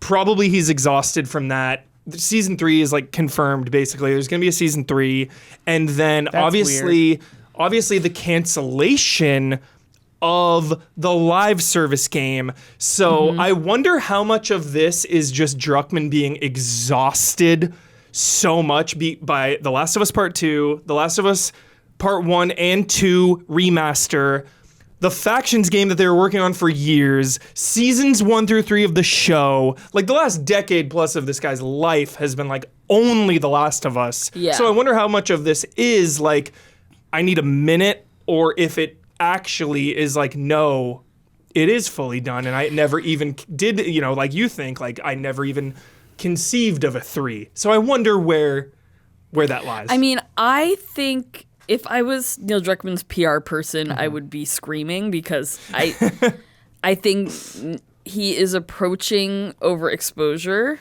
and needs to shut the fuck up. And because he keeps digging a hole for himself and like making himself look either less informed than he probably is, or like just is making people mad for no reason or whatever. And yeah, I just think he needs to take a step back from talking for a little bit, because it's just everything that we've heard from him, I feel like for the last 2 years has been bad. Yeah. Or has been like, has made him look bad, or made Naughty Dog look bad, or made HBO look bad, or whatever. Yeah. 5 years now, their last game. Yeah, And, like, exactly. Intergalactic's exactly. One called Intergalactic's probably still a ways away. So, I think Neil Druckmann he's a really talented game creator, game writer, whatever, game director. And yeah, this happens with a lot of people who didn't expect to be in the spotlight, is that they talk too much and then people are like, oh, you're annoying. So I think, I just think he needs to take some time outside of the spotlight. I for one appreciate though when things are allowed to end. Of course. Like, I mean, like, to me, the number one example is Fleabag, right? Where it's just like, no, this is a perfect thing. I know, I'm really worried about season 2, because season 1 to me was like... Stop. Season 1 was you like, haven't even this seen is... season 2. I know, but like... You haven't seen season 2? I know, Fleabag? but I think of it like The Last of Us, where it's like, if it ends Huber. here, it's Huber, perfect. watch season 2. Okay. She didn't want to make season 2. Exactly. No, but listen, it's they perfect. begged her to make it, and then she made it, and it's amazing. So And I'm sure if she was forced to do another season, it would also be exactly. like incredible. But like the season 1 and 2 of Fleabag, and then like it being done is like, because it ends perfectly. Yeah. And like, Outer Wilds, right? Like what I consider to be a perfect complete package. They added the DLC into the middle of the game that like added a counterpoint to that game that I didn't even realize was missing, but like it's a full package now that it's there, right? And like I think like they already said what there is to say probably with Last of Us 1 and 2. So I mean, like, that's let what it I be thought done. about 2 coming out, was like, oh, I thought they said everything they needed to say. Yeah. And they didn't really say much more, but I mean, I think they did, but yeah. Same. they. I'm not the biggest fan of them, but whatever. Oh, you're not? Of Last of Us? Yeah. You don't like it? You just never talk about it. I'm not talking about it. It's my job to talk about video games. Sorry, I have to have opinions. So I wish I didn't. That's what I thought about 2, is that like, oh, well, I thought they said everything, like what could they possibly have to say? And then I thought, and then I absolutely loved 2, and exploring what, how it develops from 1, etc. But so I think if they did make a 3, it would probably be amazing. Of course. And it's not best in the biz. Right, they're conceiving of ideas that they would come up with something we can't predict, probably. So it's Vengeance is bad. I think that's probably what it would be about. okay. That's what Last of Us tends to be about. Vengeance is bad. We love universal themes for the masses. It's fun. Yeah, that's why I like Avatar. Sometimes you got to distill the most basic message because nobody listens and nobody cares. So it's like, okay, how do we reach the most people possible? We give it to them and shove it in their face and try to be as clear as possible. And sometimes the message is something as simple as vengeance bad, violence bad, like whatever. Yeah. But like, here we are in this world and it's still bad. So like maybe people need to hear these things. I would just love it. I would love it if in one of these games, right, or a movie like The Northman or whatever, like I would be very interested if someday somebody made a revenge story or one of these like violence narratives or whatever, where somebody does just go like, it's not worth it. But then it's not a movie. No, I think it like The Northman would be more interesting if I mean, I you didn't see The tried to Northman, stop. so I don't I have an agree. opinion on that. Like, I agree with that. and like they're like Ellie, like or like I don't know, whatever, making it a choice or not. But like, I don't know. Like to me, it's just like, okay, cool, yeah, like neat little revenge story. But at the same time, it's like, yeah, revenge. Like revenge is a motivator for me in most revenge stories. It's tough to make that motivation be really like. It's such interesting. a good motivation. Yeah, I agree. It's such a good motivation, dude. I If think somebody kills my fucking dad, I'm gonna fucking want Sure. revenge, dude. But like, am I a killer? No.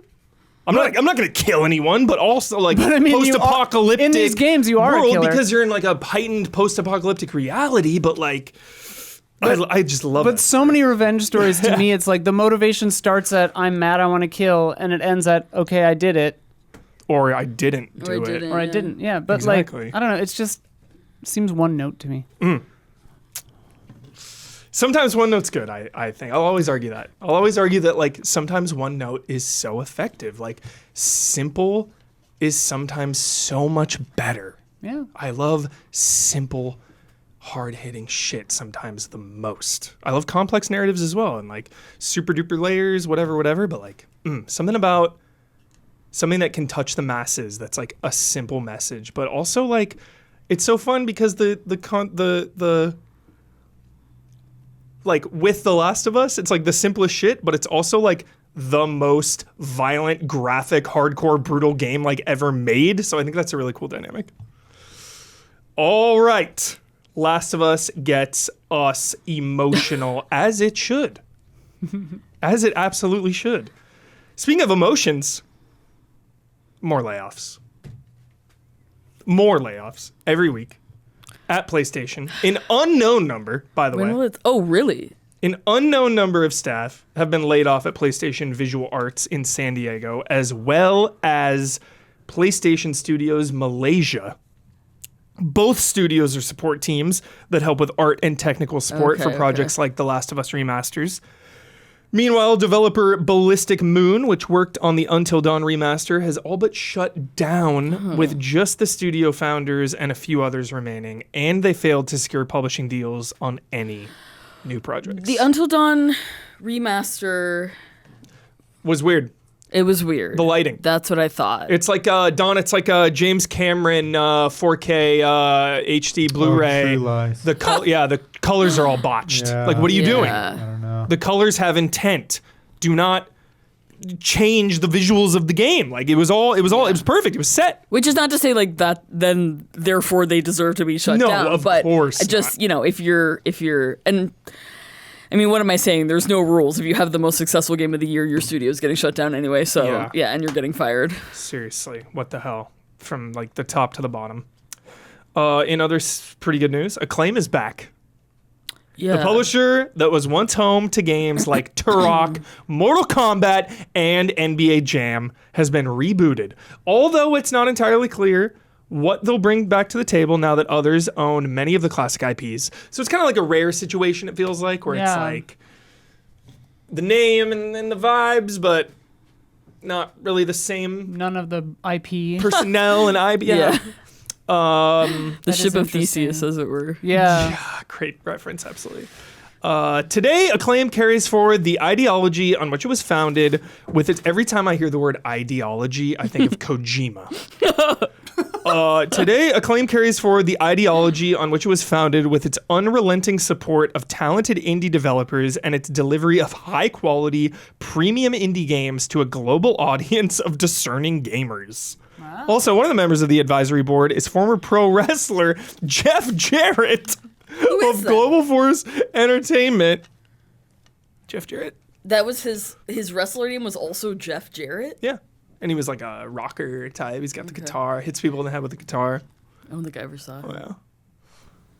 That's fine. Real life feud with Stone Cold Steve Austin. Oh. And I guess Jeff Jarrett used to work with the old Acclaim on their past WWF title, so it is okay. interesting. That's sick. Yeah. That's cool. Jeff Jarrett, dude, help us out with some Acclaim games. Visions of Mana's co-director Kenji Ozawa has started up a new team after NetEase abruptly closed Oka Studios right in the midst of the launch of Visions of Mana. The new studio is called Studio Sanqua, I believe.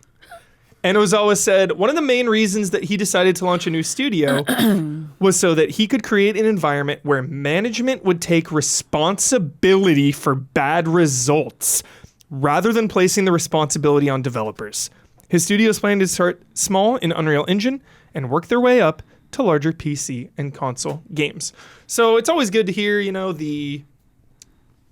the layoffs and shutdowns, people like opening up new studios, Yeah. finding employment elsewhere. Life finds a way. Life finds a way. And last weekend, finally, Steam hit 40 million concurrent users for the first time ever, with 12.6 million players in-game at one time. Whoa. So 40 million people. 40 just million had Steam concurrent open. users on Steam, and then 12.6 million were in a game. And at the game once. was In general, but it was helped by the fact that Monster oh. Hunter sold 8 million copies in its first 3 I thought you days. meant So, 12 Yeah. million in Yeah. one Like game. 4 I million saw- of those are just Monster Yeah. Hunter. yeah, Monster Hunter was like hundreds of thousands on Steam at one moment, so it was really wild. I thought you meant 12 million people were in one game. That'd be crazy. It's kind of crazy. I to forget say that- Fortnite's peak. I forget like Fortnite's peak. I know it had a peak of like millions and millions and millions at one point, but I forget what it was. Yeah. of players. Yeah, at yeah, once, yeah. during one of the concerts. Or I something? think so. Yeah, yeah. Right. Yeah, Right. some event Travis like Scott or some shit. yeah, Yeah, Star yeah. Wars. just millions in there at one time. It's insane. It's crazy. Like That's why I love replaying games where I like old games where I feel like I'm the one human playing it. It's such a magical feeling. I love that feeling. 1 a.m. I'm playing like who the hell knows what. Like I can't even think of one right now. But like some old Resident Evil game or something. There's always people playing Resident Evil, but like it still feels like you're kind of the only one playing it. And, like what are you gonna say, Isla? Well, I was just gonna say like, well, I'm trying to do the math, but like, 1, 2, 3, 4, 5, 6, 7, 8, 9, and then 40. 1, 2, 3, 4, 5, 6. Fortnite peak was 14.3 million, according to Red Sky. That is insane. 3 months ago. That is more than Steam has ever had, ever. Like, that is crazy. How many?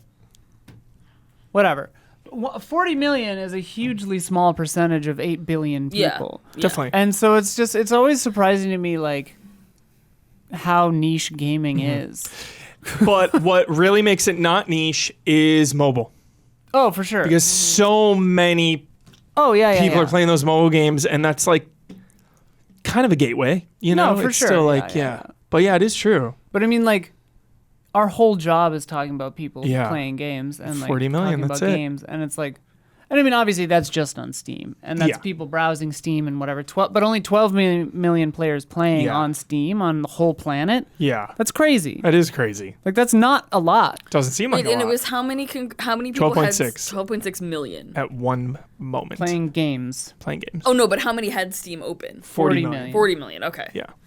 Okay. Doesn't seem like that What much. percentage is 40 million of 8 billion? I didn't do it right. It doesn't seem It like gave me that some much. weird percentage, and I was like, I don't know what Yeah. that is. 198%. I'm like, But- well, that's not right. Even a That realistic, does even a mean- conservative estimate of like if you added in Switch and PlayStation and Xbox, 40 Right. million, bump that up to like what, 100? Maybe 100? 150 even if we want to yeah, like. yeah. Like, Even that that's doesn't seem like that many. fractions. Yeah. Of yeah. But remember, that's at one given moment. Right. Right. Just one moment. So yeah. I wonder what time Math- of day yeah, they hit 40 million. yeah. Because it's like 40 million at one moment is actually people a lot going when to you think bed about it that way. in the U.S. and waking up in Europe or whatever. Yeah, I don't know how many regions Steam is in, but yeah. All right, following this one's a fun one, Don. Following the success of RoboCop Rogue City, Yes. yeah. which captivated over 1 million players. That's big, dude. Teon Studio calls the half-man, half-machine, 100% cop back into action with an all-new standalone expansion. We love standalone expansions. Unfinished Business is what it's called. This game is fun. Kind dude. of like Abby and Ellie and Lev. Unfinished Business. Yes. To reach I the liked them. Abby and Lev. And yeah, best, the I'd best. play a game with those three. The best. To reach the top of Omni Tower, now overrun by elite mercenaries, players will have access to new weapons, brutal finishing moves, and special missions. These missions will take them through intense flashbacks, offering the chance to play as Alex Murphy for the first time in a video game. Let's go. Amazing. Wow. RoboCop Rogue City Unfinished Business will be available this summer, feel-good hit of the summer, on PC, PlayStation 5, and Xbox Series X and S. And maybe in April, they'll announce Switch 2. Maybe they already announced. No, I mean, this Forza really 2. have a Forza 2. RoboCop Unfinished Business. You're coming It's with funny- me, dead or alive. What's cooler? RoboCop, You're Coming With Me, Dead or Alive, or The Mandalorian, I can take you in hot, or I can take you in cold. RoboCop. Yeah, RoboCop. Yeah. Or I can take you in warm, or I can take you in But cold. Mandalorian. I remember in the first episode of Mandalorian where he cuts a dude in half with a door. I was like, oh, okay. Okay, Mando. We're not fucking around here. All right, okay. Mando. And then in Yeah. later seasons we fucked around. But yeah, what's funny about this, and like I am hype about playing as Murphy. Hell yeah. But it is, dude. he's just a guy. Yeah. So it's like, for the first time ever, it's like, well, we've played as just a guy in like most games. yeah. But like, yeah. Broshiro from live chat has a third suggestion, Huber, to throw into the mix, or come with me if you want to live. Yeah, I thought that's what I thought. That's where I thought Huber was That's going what I to. thought you were gonna say. I didn't, Yeah. when you said Mando, That's I was what I like, was this is surprised, apples yeah. and oranges. This is not even a comparison. Just about like Still good, though. Coming With Me, Dead or Alive. Yeah. Like, yeah. All three of those. Come with me if you yeah. want to Come live. If You Want to Live is a little Come with me, different. dead or alive, sort of. Still RoboCop wins. Yeah. Die here or live. Mandalorian doesn't shoot a guy in the dick, you know. Well, I'm not that I know of. Yeah, this is a gem, as is that Terminator game from a few years back. So yeah, RoboCop, Terminator. I was pleased. Still around. I was pleased with this game's humor. It nailed the Got tone it. Yeah, got it. very well. Totally. Which I think is something that people kind of neglect in a game like this. 100%. And This game certainly is what the new cool. RoboCop or that remake Oh, heavens, neglected, yeah. you know? Yeah. Completely. Yeah, it's like no humor. Yeah. It's like, hey, you knew this was a satire, right? Like Yeah. the gore was part of it. Dude, these Alex Murphy sections, I'm not even playing, and I'm feeling the kill. Yeah. It looks intense. The gore in this, remember when was we played so this? intense. Wet. Kicking people out of the building. Remember that in the beginning? Wet gore. Wet gore hype, dude. RoboCop tonight, man. Fuck, so good. Do you think anyone's pushed Al Gore into a pool and just gone, wet gore? I hope so. It needs to happen now. We should do that. It needs to happen. Somebody make that happen. Yeah. Tipped him into a pool. Huh? Tipper Gore. Oh, Tipper, we're begging. Do it. All right, I forgot her name Tip- was Tipper. Tipper Gore. I assume that's a nickname, but maybe not. Probably. Dawn. We got Terminator. Yeah. We got RoboCop. You know what it's time for now?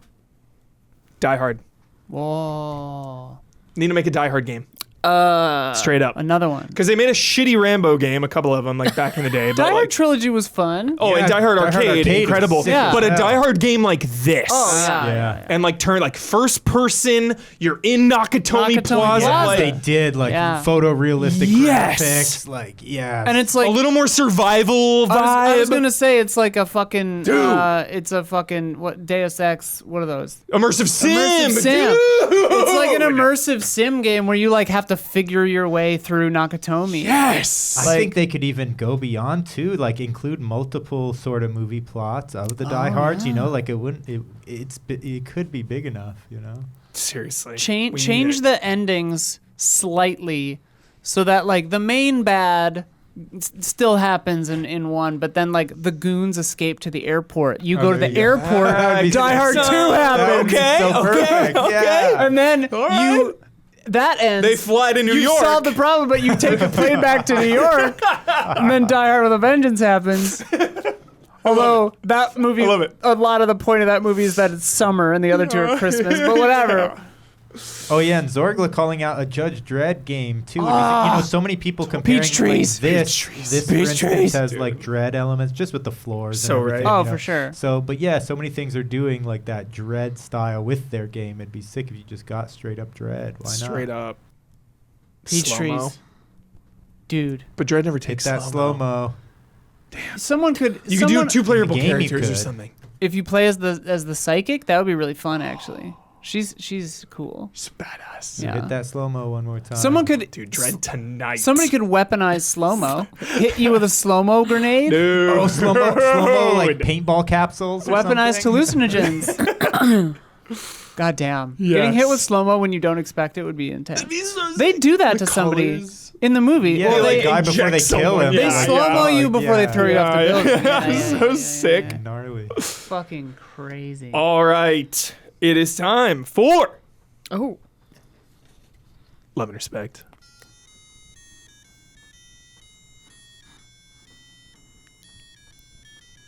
Love and Respect. From Will Ashley. Good day, allies. Good day. EA has recently made the source code for the first 4 Command & Conquer games open source. Crazy.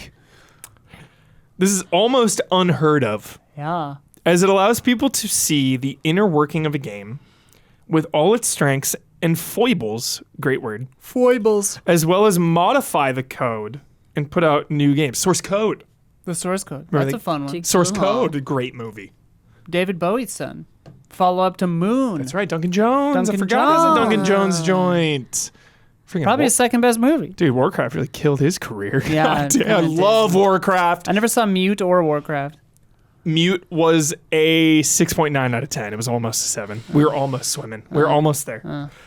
So, Source code's cute though. So which game would you like to know more about how they were made and perhaps see a modified version of it? Yo. Oh. Personally, I think the original Commandos game. Oh, those are so Speaking cute. my I language. like those. And its sequel would be very interesting, perhaps by adding more levels or adding another item or two. Stay groovy, allies. So, yeah, games you would like for them to release the source code to see how they were made and perhaps see a fully modded Well, if version. they're releasing like open source versions of Yeah, them. yeah. I mean, anything I feel like there's just like infinite, I mean, not infinite, but like a lot of choices, like Yeah. Baldur's Gate or something like Balatro, where it's just doing a lot of math.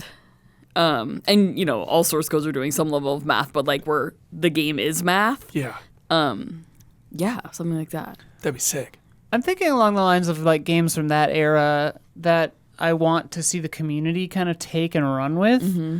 Stuff that I feel like maybe hasn't always gotten the right like fair shake, or like, you know, like the first ones that come to mind are like old SimCity stuff, Sim Streets That's of funny. SimCity. That's what I was thinking. Yeah. That stuff. I mean, maybe it's the EA connection, but also like Roller Coaster Tycoon. The early Hell ones would yeah. be really fun. The first like couple of Strongholds would be really cool. Yeah. Just stuff that people could take and run with. Yeah. I think would be really neat. Also like Warcraft, Totally. like Warcraft 3, Oh, we're gonna Warcraft 2. That would be pretty cool. Is the question asking specifically about modding?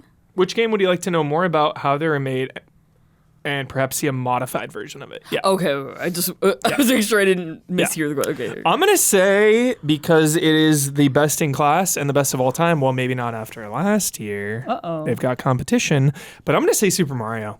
Like wow. Odyssey. Yeah, yeah. Odyssey and Galaxy. Like, let me see it all, dude. Nintendo Yeah. Wizards, like, platform perfection, like, flawless video games. Let me see that. And, like, people modding Odyssey, I think, would be really fun. Like, Right. Cappy, And throwing Cappy into anything. like- Nintendo would rather die. yeah, throw Cappy onto Yeah. a full Yeah. skyscraper, and you're just like a big saver. Like, Even who the knows? idea of this, Yeah. Miyamoto is They're sweating. screaming. Nintendo is sending out the sniper teams Yeah. just for us talking about this. Stuff like other stuff that's like weird simulation stuff. Like I would love to see like Katamari Damacy or fucking Spore. Super Yeah. Really. Spore. Open source, really? Maybe they did, but release open source Spore, dude. Let Spore live. Let the promise of Spore be realized by a bunch of like enthusiasts online. I would buy the like. I got the like deluxe edition of that game. I was so I was jazzed for so Spore, all in. dude. I played it for like 5 hours, and I was like, I I'm played a done. shitload of Awful. Spore, and I was just like, I had like Stockholm syndrome because I was so excited for Spore that I like just kept playing it, Just kept sporing. just kept on sporing, Neosporin, dude. Spore came out, I feel like, in a time when people were still like allowed to experiment. So they many were like, this is a triple weird A thing experiments. that cost $60. You are so right. Yeah. Well, it's just And like that is why I love Swimming in Sevens so much now, Yeah. because it used to be the AAA games being weird as hell, and Yeah. now it's the sevens. I'm just Yeah. thinking like any game that back then, you know, where there were like a litany of overpromises and like a bunch of canceled features that like because they couldn't figure out how to make them work.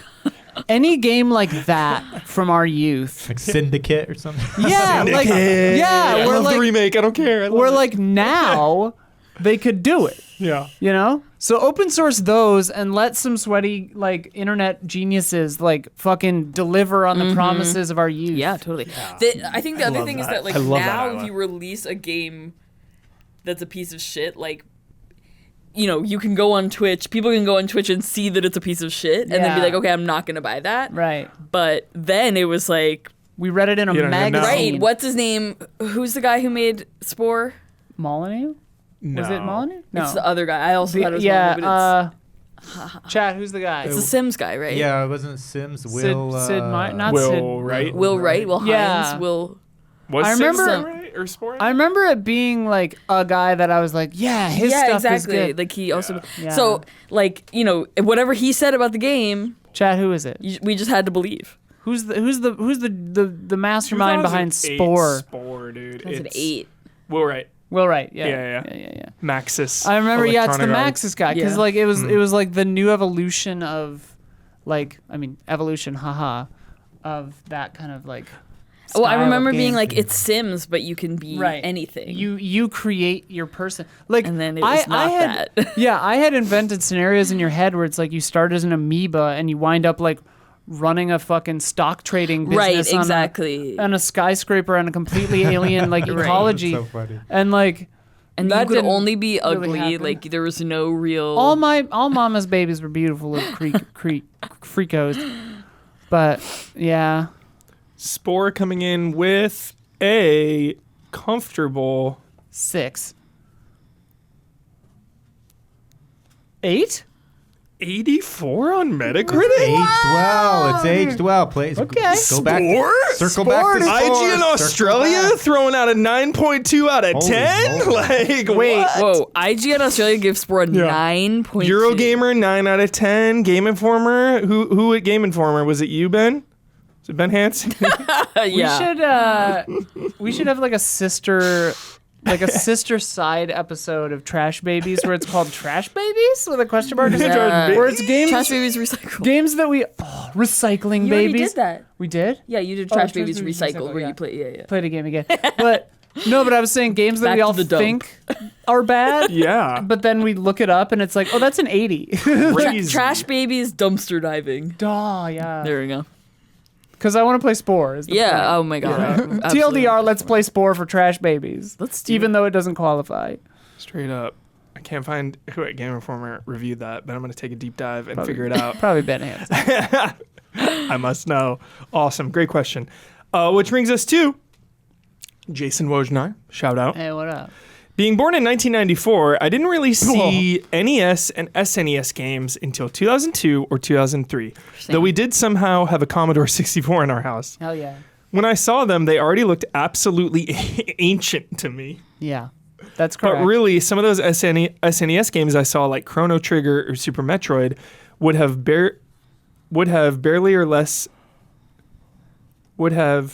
barely or less come than 10 years old. Yeah, barely. Would have been barely. Would have less barely than- have been out for less than 10 years. Yeah.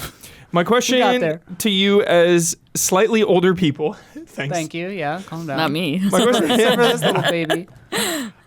is, did the 2D You're older than era 94. 1 year older. Oh, yeah. old timer? Jurassic Park. Old timer Yeah. to Jason, yeah. My question to you, as slightly older people, is: did the 2D era immediately feel old and outdated when 3D games came into the picture? Absolutely not, because I was still playing Streets of Rage every day.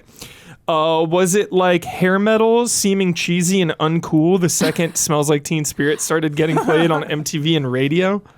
What do y'all think? I had on my dad's PC, I had emulators, or he had emulators for like Frogger and those kind of games, Pitfall, all those. So Loved those. I played those like crazy. Like I would Yeah. just sit at my computer and play Frogger, try to get as high as I could. Yeah. So like when 3D games came out, like I remember seeing the trailer for Kingdom Hearts and being like, this is the best games will ever look. The Final Fantasy VII original, the trailer is Yeah. like, Yeah. this is unbelievable. Final Fantasy VII like melted my brain. Yeah, legitimately melting brains. Yeah. Yeah. That's the thing. Like, it's less to me the comparison between 3D games and 2D games because, like, back then sprite art was gorgeous and it's still gorgeous. Yeah. Yeah. But like in my mind, even as a kid, I remember like 3D games were like the new cutting edge thing, and then 2D games were like art choices, right? So like Symphony of the Night, I thought looked beautiful, and I still do, right? Yeah. But then like the real comparison was a 3D game from 1994 versus a 3D game Yeah. from 1997 versus a 3D game from 1998, 99, Yeah. 2000, 2001. Like up until like honestly like the PS3 or whatever, like every couple of years there was like a mind-numbing jump in Yeah. graphics quality Yeah. that made previous 3D games look like a joke. Yeah. Like but I remember when we saw Cloud jumping off the train in 7, we were like, this is incredible. This is the best video And games it's will like, ever look. but then like looks- a couple of years later, that game looks not great. Yeah. Like, Yeah. but like the CGs in that are still like pretty amazing. Even looking at like but- Final Fantasy 7 to 8 to 9 Yeah. to 10, Yeah. like those jumps. Yeah. Grand Theft Auto 4 to 5 Yeah. is Yeah. like crazy. Or 3 to 4. Yeah, or like, 3 to 4. Yeah. like so that stuff I Sandoz, I remember say, being like with even like as it was coming out, like pre-HD and then SD to HD jump especially, but like every game, like it really felt cool to see graphics getting better and better and better and better. And now, like, obviously things do get better, ray tracing, whatever. Like, games look better and better as time goes on, but, like, the jumps are way less huge. Yeah, the increment is way smaller. So, like, to me, the war was never between 3D and 2D. It was 3D and 3D. Yeah. And I think because I grew up with 2D, it's like such an impossible Yeah. question to ask Nostalgia because it's like it's the and- nostalgia I mean- and like I was born in the I was dark. born in it. I was But- born on But the Super on the Metroid, NES. Super Metroid isn't trying to look like Right. Final Fantasy And VII. it's, I mean, it's just, it's not comparable. It's like saying, you know, oh, we have like 3D modeling now, so now art that's made with paint is like, oh, that's corny. Right, Like no one right. thinks that. right. And I Yeah. don't think they ever thought that really. It was just, is it pixel art or is it not pixel art? The jumps that were interesting, though, speaking of Metroid, were like series that had been around that made the jump to 3D. Things like Metroid or Metal Gear, where it was like they're literally adding another dimension to Yeah. the gameplay and the look and feel of it. And that stuff I remember just feeling really exciting. Yeah. More than like, oh, they ruined my Metroid, you yeah, know? or like, oh, now Metroid's better. Like Right. that, no one. It was yeah. just like, oh, yeah. Metroid. Like when GTA Yeah. 3 came out. yeah. It was Yeah. like, oh my god, I Yeah. can like run around in this whole city. Like what? And then now, crazy, like, so many, or not even so many, but now games are coming out that are looking like the shitty, like, early 3D stuff, and they look so cool They to look us. so now. cool, But, like, if yeah. that game, you know, if Crow Country or whatever came out 5 years ago, even, people would be like, why does this look like shit? But I now feel like, No, it's a, or, you know, maybe, such a choice. yeah, now I it's a was- choice, and it's like an artful choice. I was having a really interesting conversation with Sophia because she never had those consoles growing up. Like, didn't have a PS1 or an N64 or whatever. So, like, the PS1 retro style doesn't carry nostalgia for her as much as it does for me. We were watching a video about, like, Illbleed, I think, on Dreamcast. Yeah. And I was like, God, I just love this, you know? And she was like, it's interesting because it's like, she's like, this game looks cool. But she could tell that for me, it had, like, a nostalgia value also 100%. that she just didn't have. Yeah. And I was like, oh, that's really interesting because, like, I immediately like fall in love with Crow Country or Yeah. like Sorry We're Closed or any of those where it's like the retro PS1 Same. horror vibes. It just speaks to my soul and yours as well. Because Yeah. I like remember that when it Yeah. actually happened. yeah. And it's just interesting because I never really thought of it. Yeah, but I also didn't have those consoles, but I think just like from an art standpoint, Yeah. it's just, you know, it's like people now using a pinhole camera or something. Right, Like you don't right. need to, but it's Yeah. it's It cool looks to cool. revisit those yeah, I things. have or a like pinhole lens for my yeah, camera. yeah, or like Because you're a real one. thanks. I think of. I This think just in, of. Hubert calls my wife not a real one. No? Just kidding. What about her? Because she didn't like have nostalgia. Oh, for that. Never mind. no, not I was just neither here nor joking. there. I was No, she's a real one. I think of how I give Bloodworth shit all the time about Atari Oh yeah. and how I jokingly tell him the birth of video games is the NES. Right. And it's like, no, man. And then he's always like, Pong. He's always like, no, Atari. And it's like, see, I didn't grow up with that. So Atari games Yeah. look and Yeah. feel so dated for me. Blood was born in 1962, Yeah. so So, he was there. yeah. He So saw it's like, it all happen. yeah. Or like I talk to you all the time about like, I don't like the Goonies because I like never really saw it as a kid. probably- The Matrix You for me. probably had to get in on the Yeah. ground floor. Wait, the Matrix doesn't hold for you?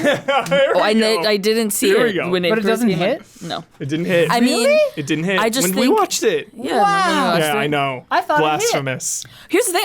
I That's interesting. didn't to like me. disenjoy it. Like Sure. it was fun, but Yeah. I think its vision of like, I think the thesis it puts forward is outdated. Huh. Yeah. I suppose now that the internet has evolved so much since when that movie came out. Yeah. Well, and I think just the like, what is the truth of it all? I think that doesn't hit anymore. That's interesting. Because it's like, That's Oh, it interesting. hits, baby. you know, Huber and I were arguing in the airport about about like, oh, what, you know, it's the truth, and you were like, oh, but that's the most important thing, and I was like, well, it is the truth. yeah, like the yeah. Matrix is the truth. What element of it being there? Oh, that. Oh yeah, like he's like, oh, so you wouldn't take the red pill? Like she wants to be Cypher. You're Cypher. Yeah, she's Well, Cypher. No, I 100%. would bliss. never take the red pill in Yeah. in any universe. I'm That's not taking the interesting. red Just pill. wants to live in the. Well, that is the truth. Yeah. Like, But it's not. but it is the truth. But it's a lie. But I mean, if It's a lie. I don't know how much into this we need to get, but it's like, It's it's Easy like Allies, that's- Matrix. It's on brand. but it's also like, you know, what is it a metaphor for? Because it's like, okay, is it this or that, or is it, you know, accepting fascism because you get rich? Like, is that the truth? Like, is that the comfortable life? Because the Matrix is the comfortable life. You're being exploited. Your it's body not is that being comfortable. exploited. It's not that comfortable. For people who live in the Matrix who don't know about the Matrix, Compared it's to the just real world. reality. Like, but Way like more. Compared to Neo was reality. living Yeah. a terrible, like a not nice life in the Matrix either. Because he knows about he's on the periphery. Yeah. He knows it's a lie. And they say in the Matrix that they tried one that it was like a perfect paradise, but the human mind rejected it. I like that the Matrix is sort of a retro future. It's positioned as like a retro future, so it like is kind of anachronistic even to itself. I just like would me hyped. never Get me leave my family and friends to live in a tunnel and eat slop. Like I just would never do that. I don't care. Like even if I'm God damn you, Cypher! God damn you, Cypher! like street person dealing drugs or whatever, like We got a Cypher over here. Like But that's my truth. I It love is it. the truth. I love It's it. the truth I'm living. I love it. I mean, like, you know, nobody. I recently saw a thing that was like the revolution is never going to happen when it's convenient, you know, and like, you know, you have to fight the machines so that in the future someone can live in real life on a farm with their family and friends. And have a good But life. why can't that's that real. happen in the Matrix? Why can't someone live on a farm in the Matrix? Because your body's being exploited. He's being exploited. It's all a lie. Okay. I don't see it. We will be having Matrix check-ins throughout the year. What was the original question? This was about It was about retro retro games. games. Oh, yeah, we retro covered it. games. Yes. We Unless covered it. Dawn has any. Do you have any hot takes about older games? No, I don't think they're that hot, Yeah. but I definitely, You I were 100% born in it. remember a period. Oh yeah, I was born in 2D. Yeah. I was born in two. You were born in it. The But, darkness. no, I think 100% there was a period of time there was at least like 2 or 3 years, like after, you know, Mario 64, obviously, where like Yeah. not Oh, only God. was every major franchise like, yeah, now we have to become 3D and try to be 3D, but also there was like, I don't know if it's a stigma, but it was just like, no one was even looking at, it didn't matter how awesome that 2D pixel art looked for a Yeah. couple years there. Didn't even People matter. were kind of dismissive of Yeah. 2D gaming, and like a lot of those games that even actively now are like beloved, like Symphony of the Night, like everyone recognizes as gorgeous, beautiful.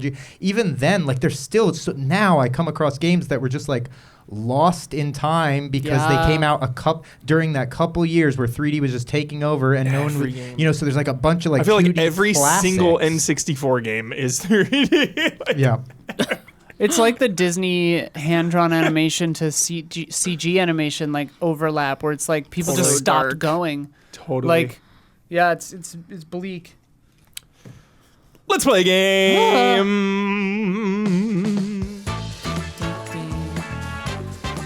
Ding, ding, The body cannot exist without the mind. ding, ding, Yeah. ding. For 1,000 years! Machine. Machine! Dude, the Matrix. The best. Hi, allies. Greetings from the Midwest. Oh, I Who's thought of this it. from? Sorry. Jesse Blue. gonna Okay. say, this I was is gonna Jesse say, Blue. yeah, there's This is Jesse Midwest. I was like, this Jesse is probably Blue, just yeah. Yes. Greetings from the Midwest. I thought of a game I thought would be fun. I call it Subtitle Scramble. Sounds like a Mario Party minigame. Yeah, it does. I will take one game title and put another game's subtitle behind it, and you tell us what you think that new game will be. Oh, okay. Oh, okay. For example, Pirate Yakuza in Hawaii, Bloomin' Rage, is the unannounced DLC where your cousin owns a greenhouse you have to help her manage, and she is also the captain of her roller derby team looking for a championship. Yeah. Can you help her take her work frustrations out on her rivals instead of her customers? Okay, here goes. There's 5 of them. Okay. Sonic the Hedgehog Infinite Wealth. It's about rings. It's about collecting Yeah. rings and then investing them in the stock market, Or selling them all. yeah, it's that, and then also it's a cautionary tale where you play the first half of the game as Sonic. Yeah. You've got the Chaos Gems, and you become addicted to coins and addicted to wealth. You're playing the stock market, real Wolf of Wall Street vibes. Then halfway through the game, it cuts to your old friend Tails, and Tails is trying to come in and be like, "Yo, Bob man, Cratchit. you changed. Like, this money is corrupting you, dude. Like, obsessed. let the rings go. I'm obsessed. Take the hit and don't pick them up." This is He's a like a franchise- Bob Cratchit Yeah, figure. yeah. Didn't who killed or Sonic or whatever? Yeah, right? yeah, Dude, they need yeah. to do this. They need to make one of these. It's like a cautionary tale about hoarding wealth. Sonic it. becomes the 1%, and his friend Miles has to come and fucking knock him out of it. Kirby Iceborne.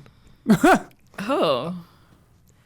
Just I- feel like that would be a nice world. Yeah. I feel like this could be you trying to rescue Kirby being like trapped in some ice or some shit. Like Kirby's fully trapped in ice. I see it And as who like are you? What do you mean you're trying to rescue this You're some side character like DDD or something. dude? Okay. What were you going to say, Don?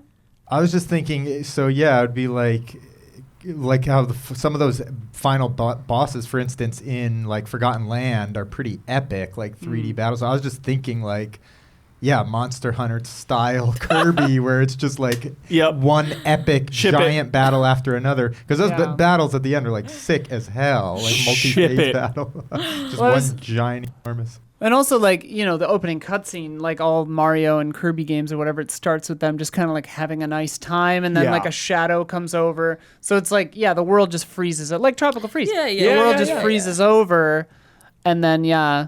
Or Kirby, I'm in a mood to make these all like dramatic and heavy, but like post climate change Kirby. has to- Yes. like the Yeah, world is yeah. all frozen. and 100%. fucked up and- Waterworld. Yeah. I started watching Waterworld on the Dude. plane. Dude. But the audio was so rough. Whoa. It was like Weird. It was like It dude, wasn't just your head. It was like 480p. For whatever reason, Waterworld on the plane was rough. I was like, I can't handle Dude, this. I don't want to. Like, I'm trying not to buy shit on Amazon for no reason, but like, I want 4K Waterworld right now. Same. It would, dude. I watched like Drive 30 over minutes to of it. Cinephile. I watched 30 minutes and I was like, yo, this is aging well. Chad, is there a 4K Blu-ray of Waterworld? Waterworld's aging well. Stunt show at Universal Yo. was so good. I finally Iconic. saw that Yeah. like with you guys. Yeah, Like, yeah, this yeah. is- So that sick. I've never seen it before. Who's obsessed with it? Tokyo Slim, right? Tokyo Slim? Somebody was. Yeah. Yeah. I Was can't remember. I obsessed think it might with have been. it. And then we Yeah. saw the Halloween one too. It was The Purge. That's right. Yeah, and it was In like the Waterworld really, show? yeah. Yeah, it was like redo it totally with the different. Purge. And What it the was fuck? really cool. It There was was a guy cool. on fire for so long. It Wasn't there a was really baseball bat kill too? something? Someone like hits someone with a baseball bat and they really like throw cool. blood in the air. It was awesome. Yeah, it was really sick. It is crazy how long that Waterworld FX show has been Yeah. going. It's like And 20 it's- years old, probably. Like the Disney Awesome. World Indiana Jones show. Just in Disney World, yeah. Yeah. In Hollywood Studios. I learned about nay that MGM. on Behind the Attraction. Great show, Disney Plus. Fun show. The I really Indiana like Jones stunt show. I think I've seen that. I really like number 4, so I'm gonna do that one. But number 3, Do all of them. SteamWorld Return to Dreamland. You dig so far down that you like get to the sky. You dig so love far that. down. You dig so far down that you accidentally dig into your own subconscious. I'm Yeah, obsessed with yeah. this. And then it's like you've accidentally dug within your own mind. It gets insane. And it gets like crazier zooms and out, and then you're crazier. another thing like digging, and then yeah. it zooms out even more. It's and you're- recursive, Recursive. like you're just inside yourself. Yeah, and it gets like really weird and dark, and you have to dig down to your internal issues, your father issues, your mother issues, your ego, your abandonment issues, Jessica issues. Yeah, Helen should replace Jessica. Helen is like John an Wick. older Jessica's daughter. Jessica's daughter / girlfriend. Helen is wife / mother. Yes. 100%. Yeah. Yes. Helen is like 100. an adult name. Helen Yeah, Helen is above 40. Jessica's below 40. Perfect. All right, number 4, Mega Man Heist. The entire game is Dr. Wily's castle. And you have to like rob something in the vault. Oh, that's a fun idea. Wait. Yes. Dude, okay. TM. So you know Working how with Zero. in normal Mega Man games you fight the bosses in whatever order you want to get their powers. In this one, you're assembling a team. Dude. You go to every level to assemble the team. And then like you have to Perfect. beat me before you. You have to beat them before they join you, and the order you assemble the team It's so in makes perfect. the other levels different. Perfect. Like helps you on other 10 out of levels. 10. And then Like you if you've rob, got the the hacker, you castle. can go in a different way on a certain other Yeah. level. Yeah. Dude, Capcom. make that That's game. it. Come on, Capcom. That's it. Mega Man Heist, Come bro. on, Capcom. And then you're planning for the final heist, yeah. I'm obsessed. The final heist is Dr. Wily's castle. Yeah. The vault in Dr. You're the Wily's vault. castle. Yeah. Holy You're shit. all building up to the castle heist. I'm assembling a team. Yes. All right, Don, this one's for you. Okay. Wave Race Build.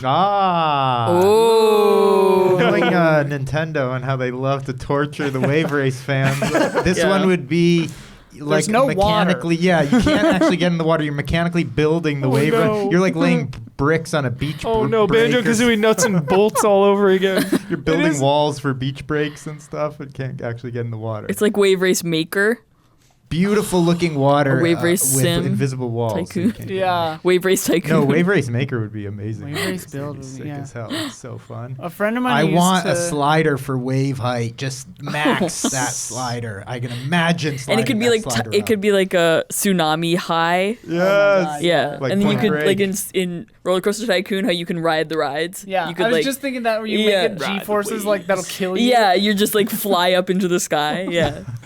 I had a friend who used to work at a Nintendo thing, and they said that Nintendo will always give you what you want, but not quite how you Yep. want it. It's, Yep. it's the monkey's paw, and so them doing a wave race like build. The Hell yeah. You're just the building monkey's the paw is engine. curling as we speak. Yeah. Everyone watching, everyone listening, let's just give our energy to the skies for next month. Switch to reveal Wave Race. Yes, you were. It's going down. Yes, I thank believe. you. I Let's do it. seriously I believe Everyone you. I always manifest. Yes. I believe it. I always believe. Straight up. Light a candle. Yeah. The timing seems Burn a copy Right. of the secret. It does seem Yeah. right. Honestly, it does. like a perfect time. Yeah. God, that announcement's gonna be nuts. Coming up. Don't we have to 6 be here at a.m. like or 6 in the morning? Yeah, it's brutal, but it is like Christmas morning. A brand new Nintendo console. You know, Yeah, there's nothing I'm better. almost an old man. I'm like I'm 37. I'm almost gonna be 40 soon. And like in my life, 4 decades basically, I've only been around for like SNES, GameCube. NES came out Because the year NES I was out. born. Yeah, like SNES, I'm as old as the GameCube, NES. N64. We like Don't forget Super Nintendo. You, Yeah. like almost all of them. okay. So there's been like 7 or 8. Yeah. Okay. Yeah. Still big deal. It's a Still, lot. it's So it's fucking been sick. high. Switch 2, dude. Even if it's like, It's a big deal. And you're even if making it's it to just the Switch incremental, 3. which it will be, but yeah. The mouse. By the way, Fucking mouse. right after this I brief would literally message, Never use that thing. Easy Allies patrons are getting 2 Count them. 1-on-1 How'd you do that? magic. Oh, That was the prestige. You have Where's to make his it come brother? back. You have to make it come back. though. where's That's his the procedure. brother? Oh! Where's his brother? Where's his brother? Insane. I wish everyone in chat had watched the Prestige because then we could explain the reveal. The reveal. The Yeah. reveal. Everybody knows. Right after But this. I Don't texted- spoil the prestige. Yeah, no, it's a Sorry. great movie. Nobody spoil the prestige. It's a 10 out of 10 for I'm obsessed. It's one of my favorites. It's really good. By the way, right after this brief message, Easy Allies patrons are getting 2 bonus love and respect questions, including one on a theoretical hardware Hall of Greats. Little tease there. So if you want to get in on that extended cut, consider becoming a $5 patron. $5. That's Patreon.com/EasyAllies. It's an incredible value. You will also get this podcast 2 days early and ad-free, which is, the big ticket item there. You can submit questions to Love and Respect, and you can get into our official Discord, vote on those top 10s. That's our next two. Yeah. Coming up. And we're going to be doing music that plays in towns and villages. That's the next one. We need your support to keep the show running each and every week. So if you're listening and investing your time, consider also investing a little bit of cash each month to help us pay the bills. Less than $1 per person. Yeah. Here at Easy Allies. Exactly. $5, less than $1 a person. Totally. It's less than a venti. It's less than a coffee. Yeah, less than a cup of coffee. In 2025, it's pretty much less than egg. everything. Yeah, it's like less than everything. For real. And if you really want to help us out, you can join one of our producer tiers. Our platinum producers get a shout out on this podcast each and every week. And this month's shout outs go to Jabboabs, El Thanis, and Raymond Wheeler III. Shout out. Now come join us on Patreon for those bonus questions, which we will shoot after. $5. That's $2.50 a question. Yeah. Nothing. That's a good deal. And you get 4 a month. Or It's 8 incredible a month. value. Yeah, totally. So it's even like better. It's incredible value. 33 cents or 50 cents or whatever. What is my dad sending me? A text, probably. What is this? Live. This stays in. Keep this in the cut. Dude, my dad's the fucking best. My dad sent me the Wikipedia page of Oliver Richters, the Dutch bodybuilder and actor in Reacher. You gotta watch Reacher. 10 out of 10 shout out. The most dad show possible. Give it a go. Bosch. Bosch is the most. Bosch was Reacher's yeah. right there. Justified is in the mix. Justified's in there. Watch the Walton Goggins Like- AD house tour. It's Hell yeah. charming. No, it's really crazy because Alan Ritchson, who people want to be Batman, is Reacher, and he's like the biggest human ever. Robert Pattinson is Batman. Of course, but they're gonna have another one for Our James Pat's Bat Gunn. and Bats. This guy is massive, and he looks tiny compared to this Dutch bodybuilder. It's the biggest human of all time. We were watching John Wick 4 yesterday, and I was saying like John Wick 4 is Hollywood's tallest and shortest actors. Everyone is either 6'5" or 5'3". Yeah. The dynamics. How tall is Ian McShane? Like 5'6". Yeah. Yeah. Small tiny, man. Tiny. Firecracker. Hiroyuki's short. Donnie Yen is short. Yen. Yeah. It's time for this week's bets. Speaking of movies, like we do now that I'm the host of the Easy Allies podcast often. Mickey 17 comes out today. It is out in a theater near you. It released in Korea about a week ago. Goddamn. So the box office right now currently stands at $9 million. Yeah. This time next week, according to Box Office Mojo, what will the worldwide box office be for Mickey 17? And for reference, the budget was It's like 115 million or something. Which means that, you double it. Good amount of marketing. There's been a lot of marketing. You for got this Pattinson. movie. You got Robert Pattinson. They've been marketing the shit out of this. Yes. So to make money, it's got to make like $235 million, something like that. Yeah. So yeah.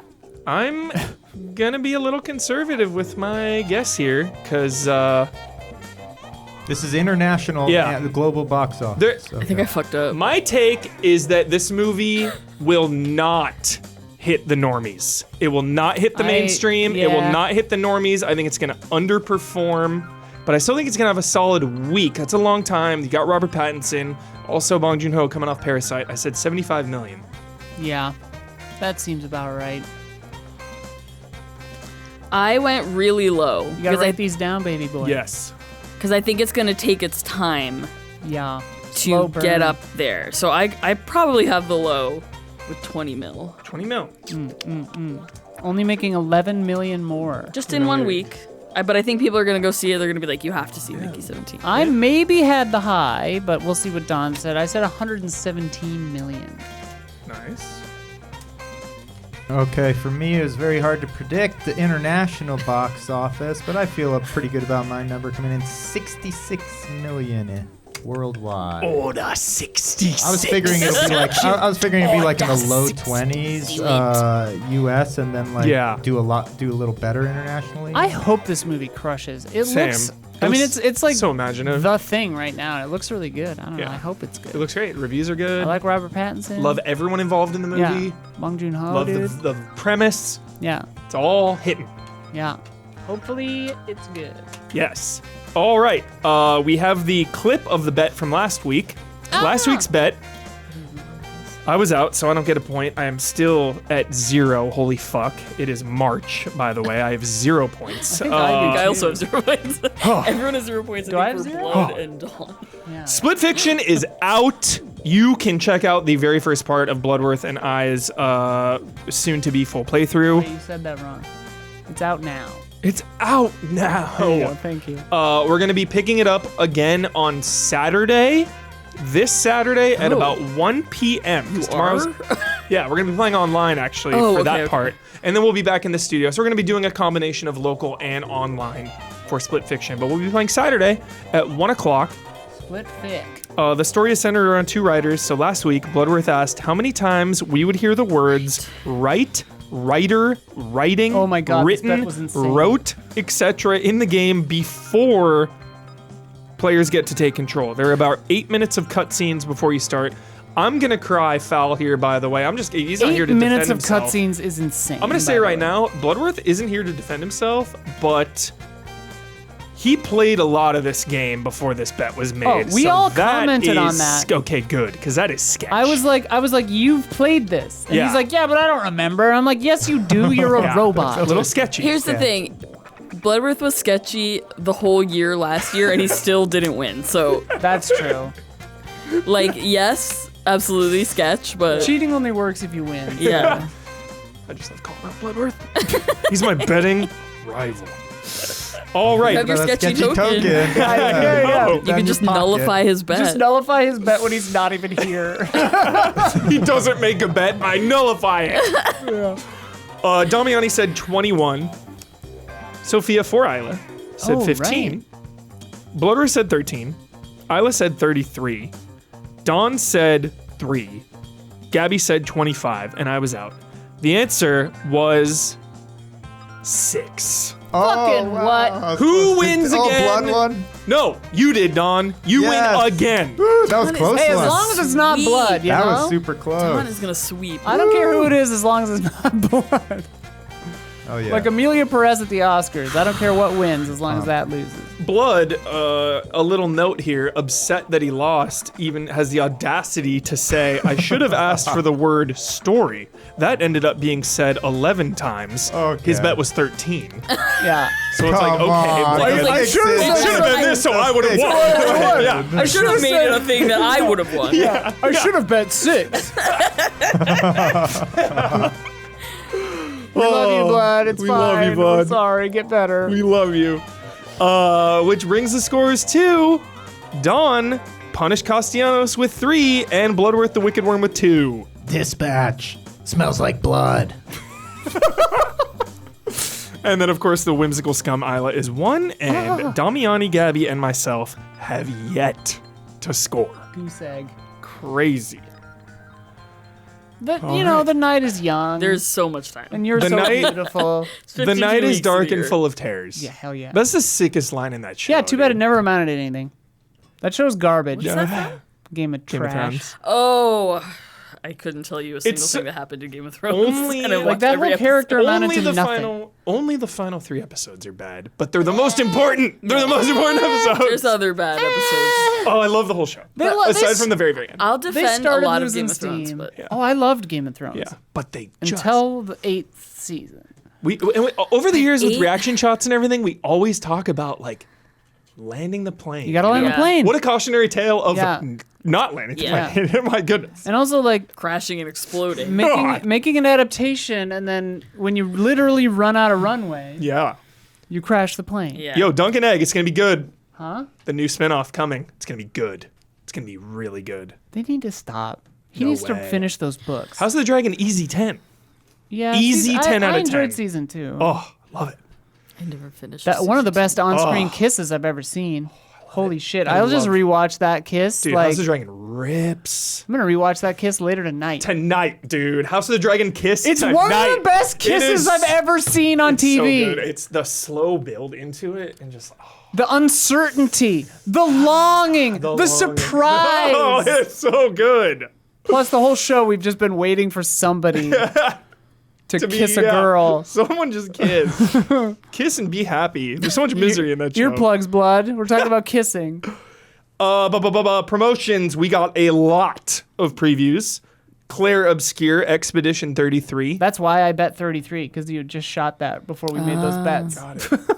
Yes. I couldn't say that at the time. Yes, I keep getting it confused with 33 Immortals. Yeah. This is the thing. 33 is big this year. Yes, 33 because is back. everyone's saying Claire Obscure Expedition 33 is awesome, but they're also saying 33 Immortals is awesome. 33 Immortals is 100% my jam. That's going to be like Weekly Hunt-esque. It's 33 players Hades, basically. Yeah. Yeah. And really easy, I've heard, for chat and the community to hop in. I love that. You like put up a friend code Is or it a free to room play? code. I have no idea, but I know it's going to be on Xbox, so probably Game Pass. Game Pass. Yeah. Everyone get an Xbox. I'm so hyped on Or 33 PC Immortals. Game Pass. Yeah. Incredible value. Also, unironic, we almost made it, but I have to reference it. We almost made it through the show without talking about GTA 6.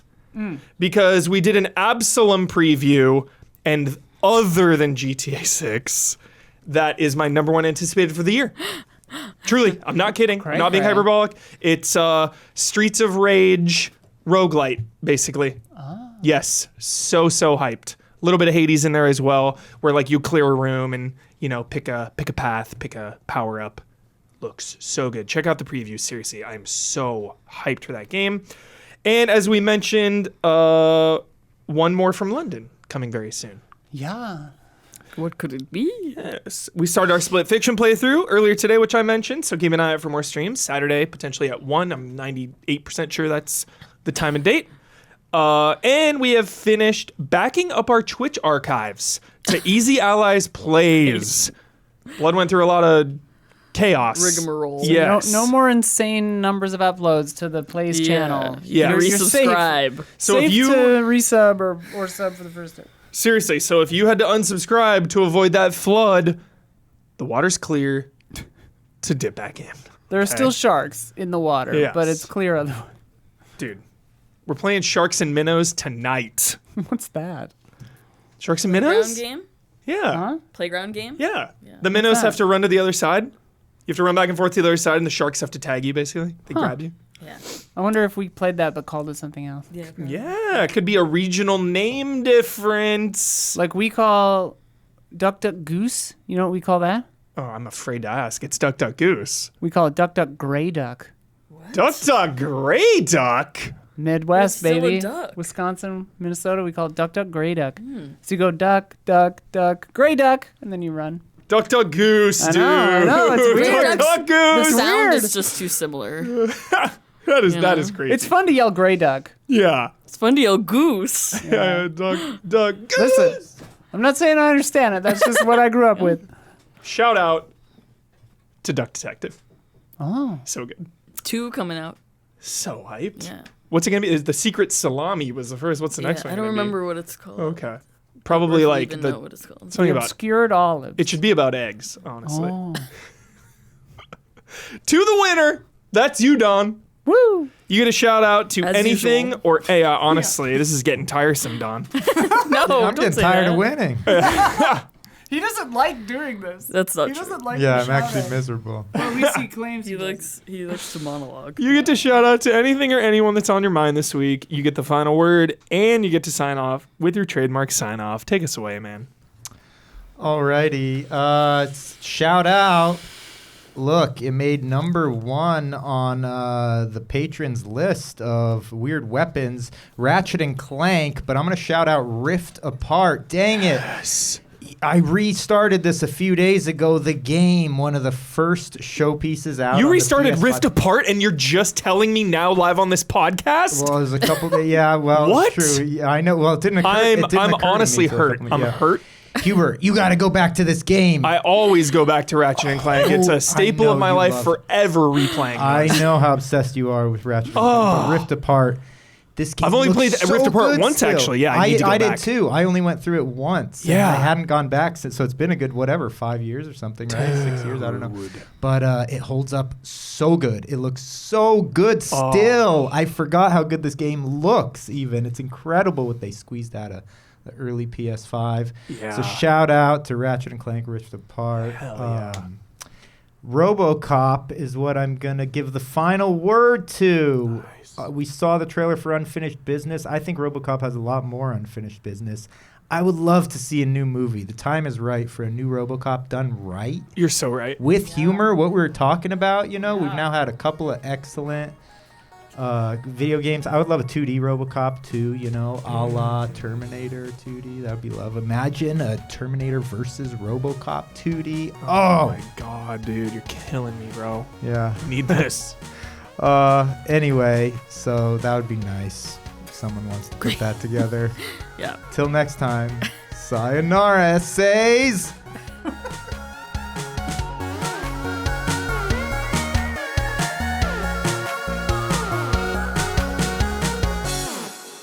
Wet gore hype.